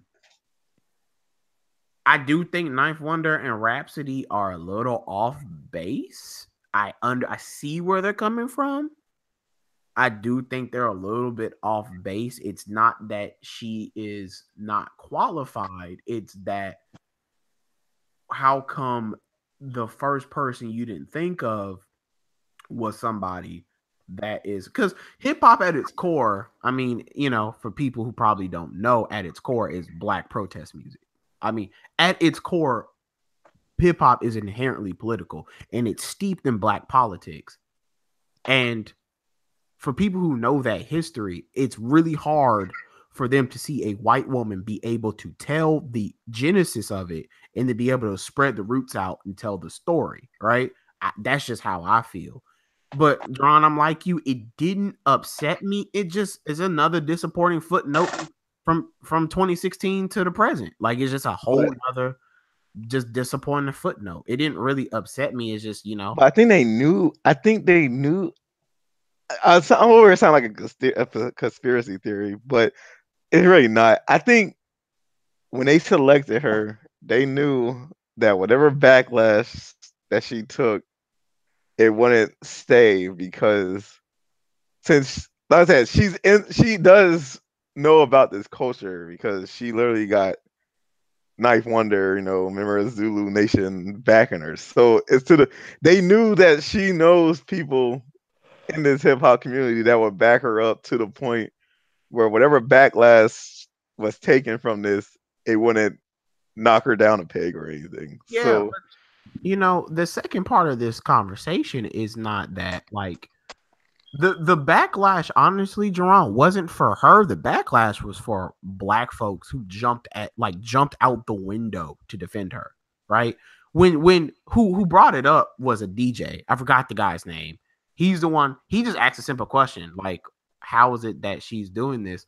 And people jumped down his throat and That's Twitter though. Yeah, it's Twitter, but it's kind of sad that we as a people can't have a conversation about our own culture. Right. Like who tells a story without people trying to defend somebody. Like we can't go from A to Z. We can't take a proper necessary journey to Z. Like we always jump from A to Z, and it's pretty sad that we can't do that from our own physical history and culture. That actually, this whole thing kind of actually brought to light our problem as a black community as a whole, is that we can't get together on anything. Exactly. We're like crabs in a barrel sometimes.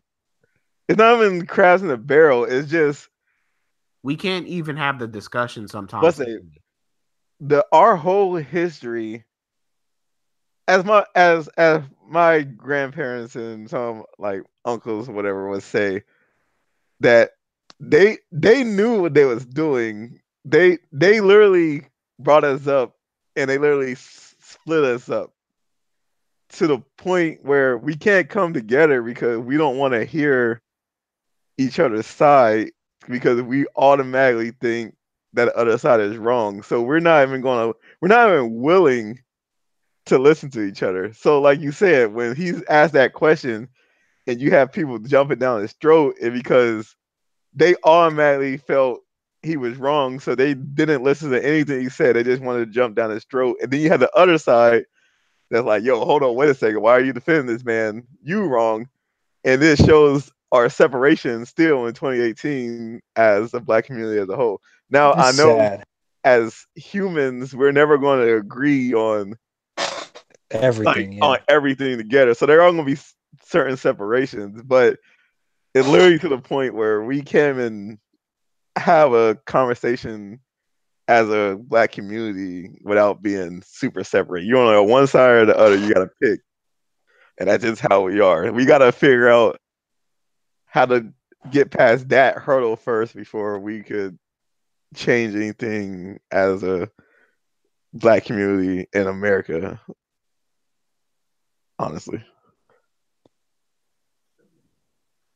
That was a very, very, very good analysis, John. I think that's a good way to end it. I think we all agree that, hopefully, even if she's not saying anything publicly, I would like for her to do so. But even if she doesn't, I would like for her to take the critique and put it to good use. And that's not necessarily prove us wrong, but hopefully her team is stocked full of people, because I'm gonna judge this when I go see it. Like this exhibit better slap. Like it better, because this is important, man. Like it's important. It's I've always said that I think hip hop is the greatest art form created. It's the greatest expression of American music. You can't get that wrong. It's the most impactful. Like you can't. So, she has a big job on her hands. Yep.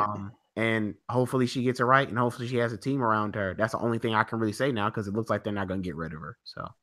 Oh yeah, you're right. All right, man. Yeah, I'm not surprised about that. The first complaints I see, I knew darn well they weren't going to get rid of her. Yeah. Nah.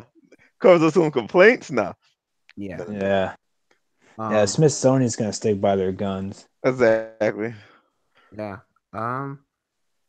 We're going to transfer into our last topic.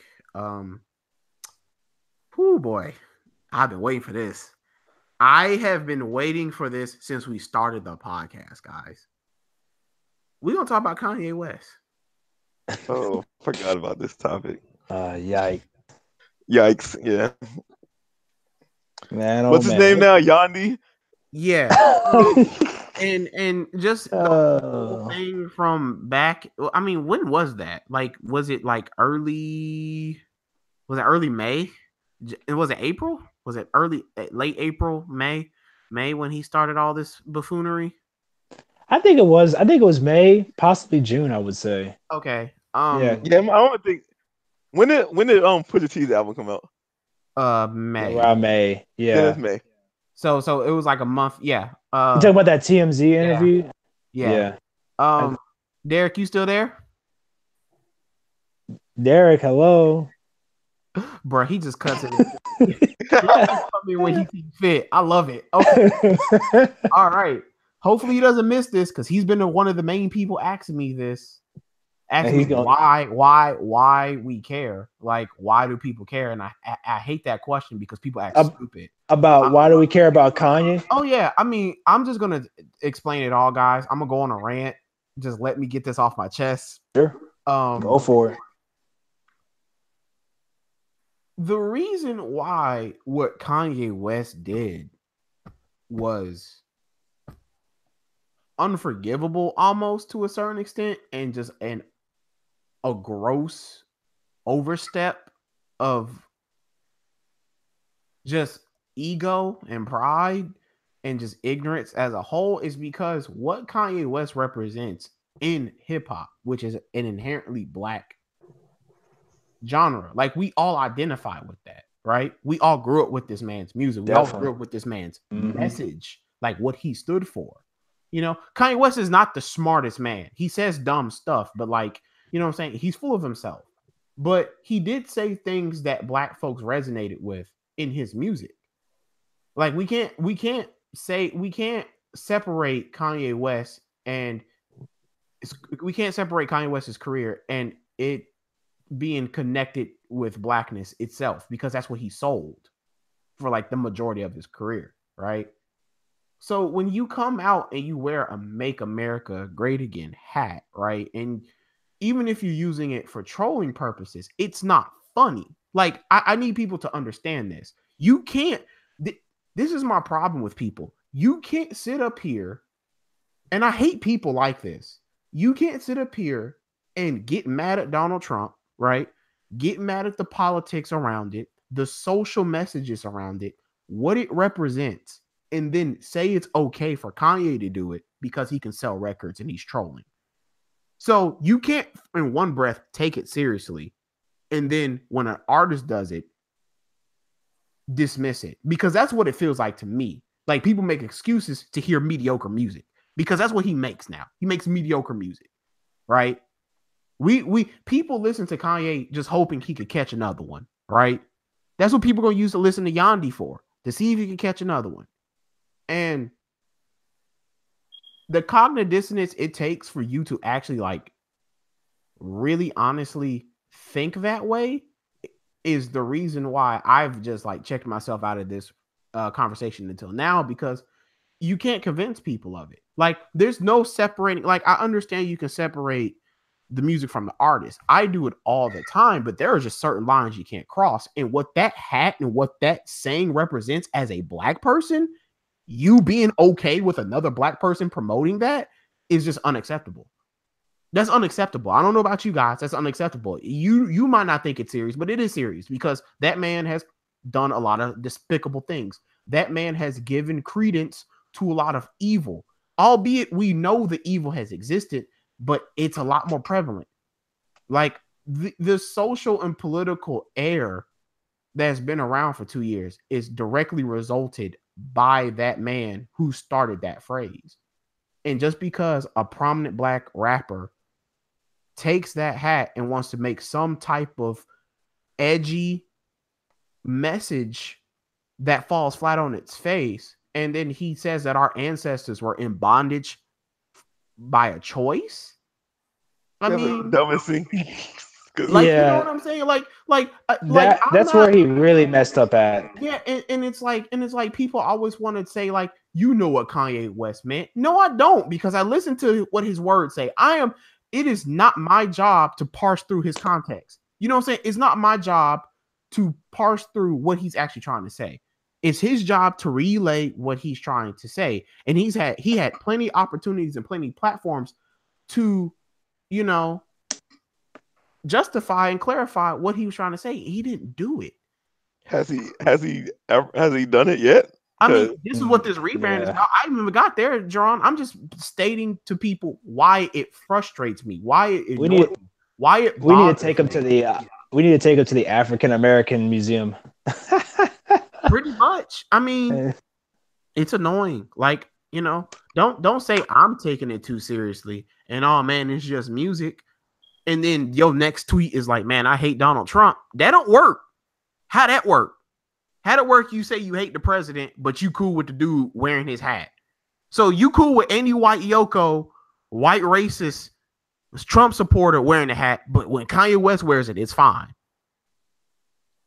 Don't make sense to me. You just talking out both sides of your neck. I don't believe anything that comes out your mouth if you believe that. If you follow that type of logic, that don't make no sense.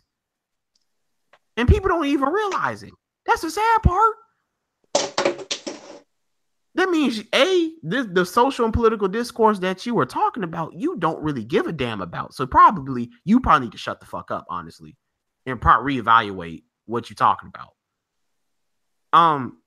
Secondly, the rebrand that he's doing is so blatant. Like the whole I'm moving terrible.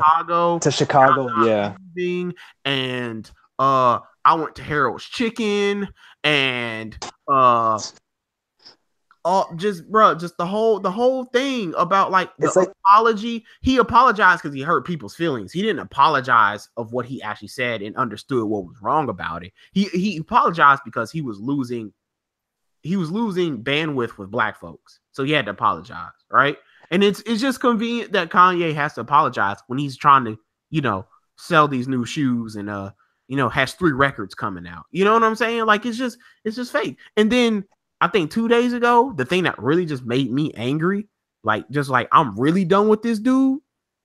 You can't wear a Make America Great Again hat and then wear a Colin Kaepernick sweatshirt.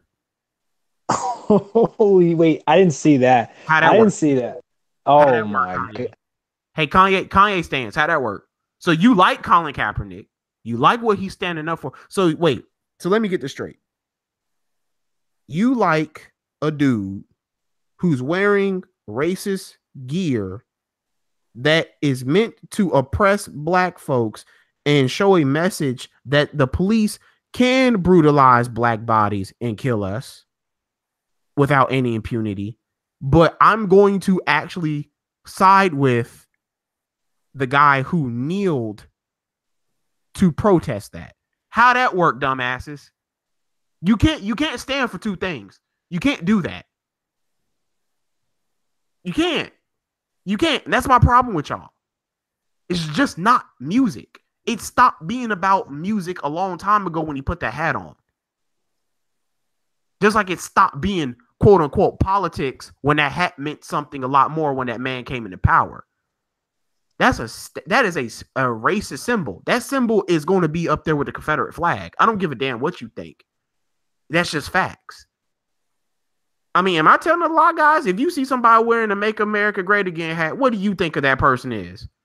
I'm gonna say no comment because of my career. I know, John. I know, not you, but like, you know, Jerron. Like, what would you say?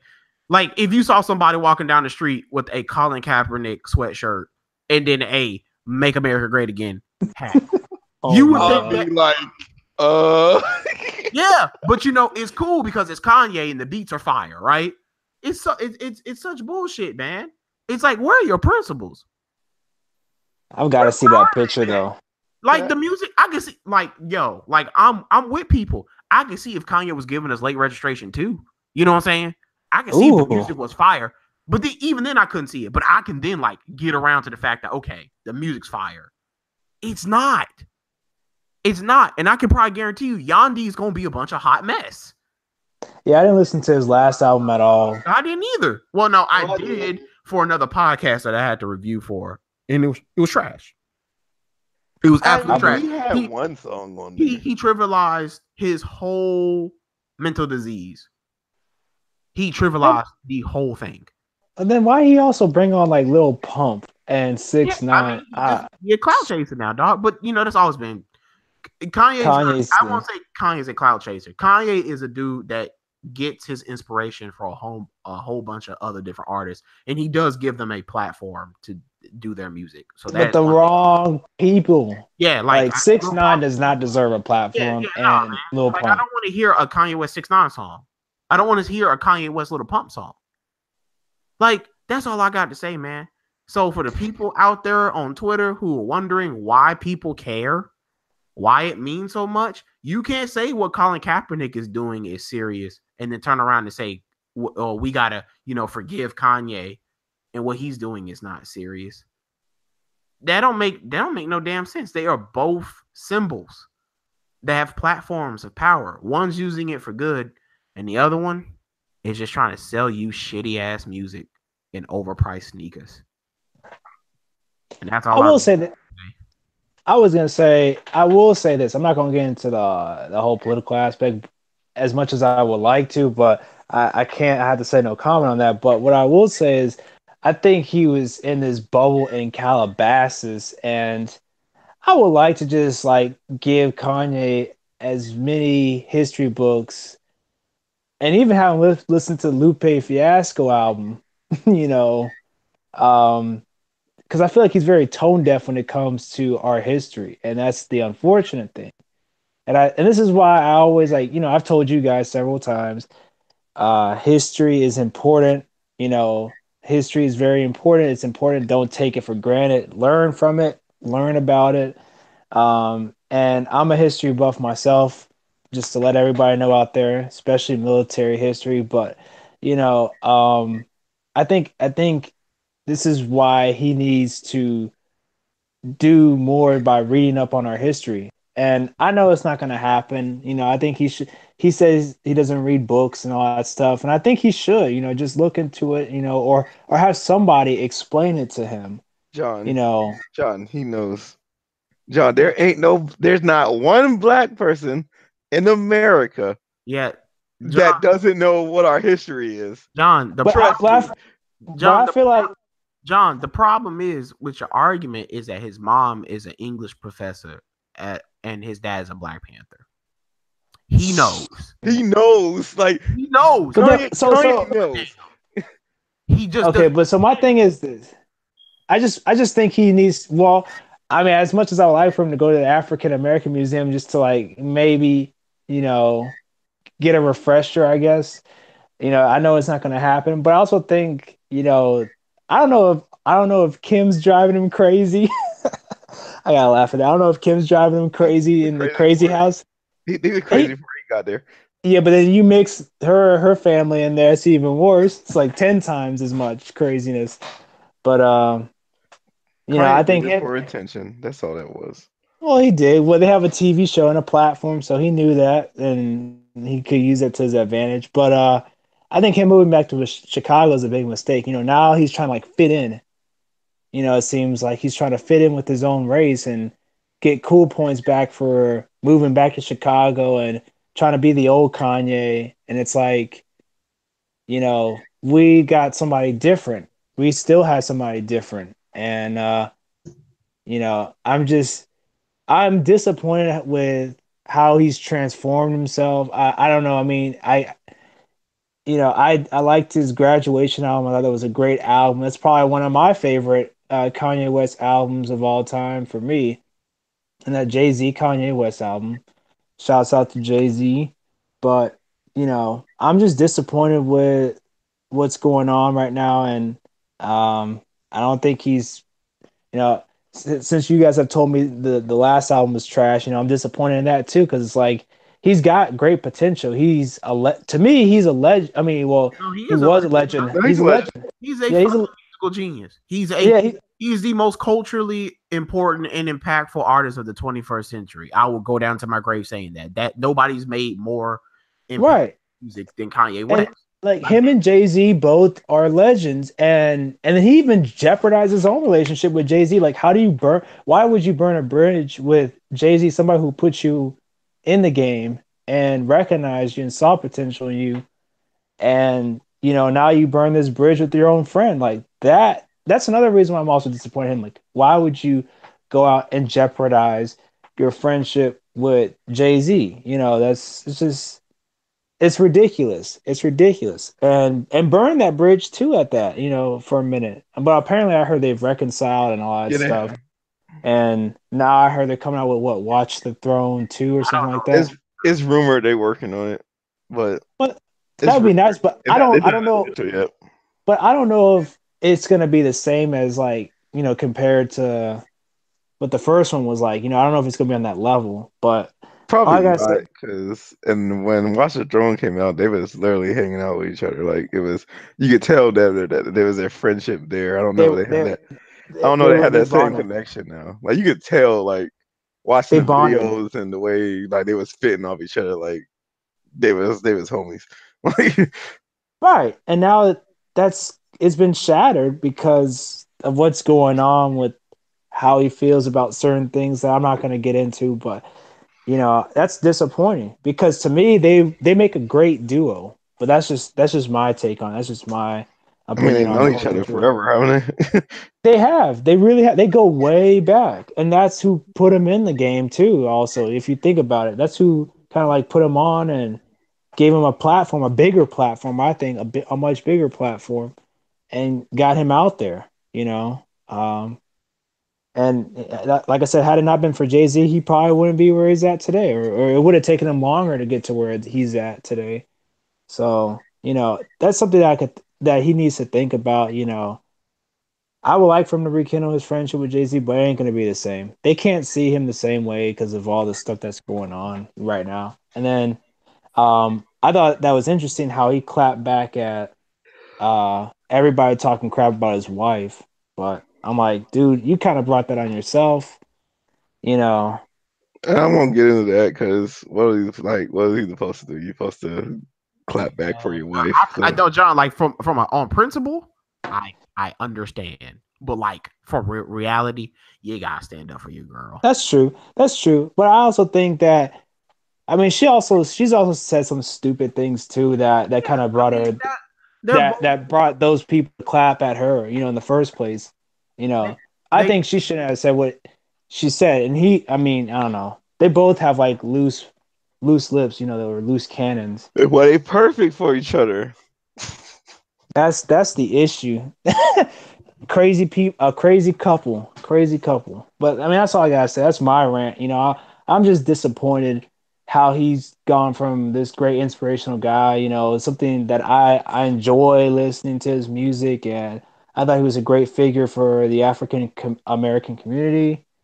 To now, this Kanye, or the Kanye right now. So that's my 2 cents. I'm just disappointed with him. That's all. Yeah, I totally understand it, and I think he is tapped. I think the reason why people give him a pass, honestly, is troll culture. Like, and that's what's so terrible about this whole hip hop. I'm sorry to cut you off, but that's what's so terrible about the whole rap hip hop game, because you got people like 6ix9ine out there who are disrespectful and this and that. And I know I'm coming off hard on 6ix9ine and all that stuff, but you got people like him, but people could say, "Oh, he was just trolling," so he gets a pass for being disrespectful and saying this and that. I mean, it's not just in music; it's in like everything now. Like, I know, but I'm just over. I know, I'm just getting. Ron, it's gonna get a lot of people hurt. That's all I gotta say. Eventually it is. Yeah. It's stupid, but people like, there's nothing like Make America Great Again is not troll worthy. That's not funny. Like what Kanye did it for attention. Yeah. I think he is. I think he wore the hat because I think he is homies with Trump. Like, I can see it. Yeah. Two narcissists. Yeah. Okay. Yeah. Like Kanye, Trump is Kanye's homie. So he was like, "Yo, he's my homie. I'm gonna wear his hat." Just like, Steve Harvey going to meetings with him. Like, they knew Trump before he was president. Like, I'm pretty sure they had a connection going. And I think Kanye just he went too far with it, and now he's like, "Oh, I might want to back this up," but it's kind of too late, bro. You already kind of you dug that grave already. But it's not even just. I'm just gonna say 45, but he's also got Candace Owen, and this, I'm not trying to dabble into the whole situation, but he's got other people influence him, like Candace Owens too. So all I gotta say is I'm disappointed with the route he's taken out. He's taken a totally different approach, than what he's done in the past. That's all I gotta say. And I think people give Kanye a pass because even before all this happened, people thought Kanye was already going towards the crazy side. So it's kind of like, especially like When his mom died, generation under us, like these kids growing up now, like you gotta think they don't know the '04 Kanye that we know. That's very true. That's They Mhm. they're the Kanye that they see right now is the Kanye they know. Like yeah, Kanye's crazy. We already know that. So it's like they don't see the issue with it. We know the Kanye because literally we was in middle school, going into high school when graduation and stuff came out. So we know the Kanye that used to be, but they know the Kanye that we got now because before the whole Trump thing, remember he was going off in concerts. He had then he goes to like a mental asylum for a minute, a little while before this whole Trump thing popped. So like they like, yo, Kanye's being Kanye. Like, so they don't see the issue with it. I think that's why he gets more of a pass than anything. It's just because they're like, yo, this is Kanye. This is what he does. And, we're like, yo, that's not what Kanye does. But technically, over the past 5-6 years, it kind of is consistent with what Kanye would do. yeah, that's true. yeah. That's the unfortunate side. I wish he didn't go crazy or whatever, but I know losing his mom, that had a huge part to play on his mental He state. We gotta stop. We gotta stop using that as excuse. No. Like, He admitted that. No, guys. The reason why I'm saying this is because the whole rebrand he's been going on, like he's been going on a whole bunch of radio shows in Chicago, and he's just basically been apologizing for it. He said it looks like he's apologizing for what he said, and he understands what was wrong with what he said. No, he's apologizing for like hurting people's feelings, which is not the same thing, right? But he has said, like, he literally got on a radio show and like literally said, like, things haven't been right since my mom passed away. Right. no, I'm not saying that's not true. But using it as an excuse. As an excuse. You know how many people lose their parents every day almost? Like, and we don't like, they don't, because if a regular person had that excuse and had literally been going crazy since, when did she die? Wait. It's 2018. So, yeah. It's been 10 years. I'm sorry, you gotta find another crush to yeah. I get it. It's no excuse. I feel we don't, guys, we don't want to be like insensitive to like mental trauma. It's a thing that Kanye hasn't gotten help from it. Like that's what I'm saying. That's what he should do is get help for it. Like if it's really the thing that is in your crawl that is making you do these things, fam, take like years off from you know what I'm saying, from music, and please just, man, rest your mind, like rest your heart, your soul, because guys, like the circumstances of his mom's dying is she went to go get plastic surgery, Kanye paid for it, and she died in surgery. Yeah, right? But see, the doctors knew. But from what I heard, the doctors knew that she couldn't do the plastic surgery. That was the issue. But apparently this one doctor decided to go ahead and do it. I mean, that's what rumor has it as. That's probably true. Like that, I think that his mom really wanted that plastic surgery done, and he gave it to her. Like what any good son would do who has the means. And I think he feels as though. I think he feels responsible for it because he feels like he's responsible, and that can just eat you up inside, and like add the pressures of already being Kanye West, the producer, the artist. I mean, I can only imagine. But like Jerron said, at some point in time, man, like that wears thin, and you not going to seek help for that, people are just going to, tune you out. And he has gotten to like. I don't think it's time to start the scoreboard or the shot clock for Kanye, but like if this album is just nothing but like a bunch of retreads of Ye or Yee, whatever it was, or like a Yeezus ripoff, like dog. Oh gosh, I don't. You know what I'm saying? Like that would be like 3 straight albums in a row of just like, and it's like Do you really want to hear 2 more projects? Do you really want to hear Watch the Throne 2 after that? Do you really want to hear Good Ass Job, which is hit? I don't expect Watch the Throne. I'm sorry to interrupt, but I don't expect Watch the Throne 2 to be as great as. No, I don't have a high expectation for it. It's not happening. I'm just telling y'all that right now. It's not happening. I don't have a very high expectation for Watch the Throne. Is ever going to even agree to do that. I think Yandi is definitely coming out tomorrow. Well, actually, I don't even know that. So he could be screwing everybody, and it's gonna be hilarious if that's the case. I'm gonna laugh so hard. And wait, so he said it's coming out today, Saturday? It's coming out today because he's gonna be on SNL that night. So it's probably gonna drop after SNL. He's gonna drop it just like Life of Pablo. That's how he dropped Life of Pablo. He dropped it right after SNL. Yeah. So yeah. And let's check in on Derek. That man gone. You knew that man is out. Gone. What you mean? And that was a great question. That was a great conversation, Derek. That was really great points. Guys, y'all have anything else to add to the podcast in general? Yeah, I would say I would like to get rid of 6ix9ine in the rap game. Really, John, that is a topic for another day. I think we'll probably do that next topic. Because he's got to go. He's got to go. He's got to go. All right, John, what about you, fam?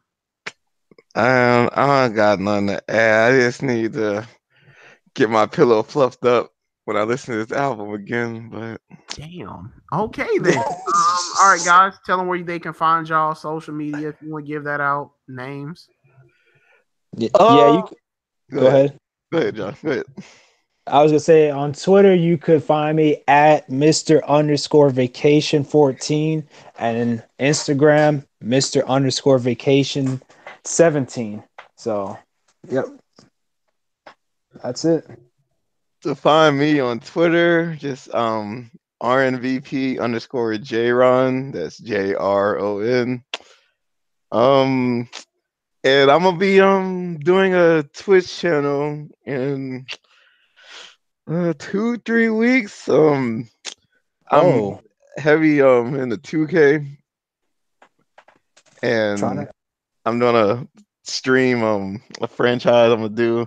It's more likely gonna be the LA Clippers. I'm gonna try to rebuild them because I'm big into my league. I think it's called my league now. Association, whatever 2K want to call it nowadays. But I'm gonna control the team, make trades, all that stuff.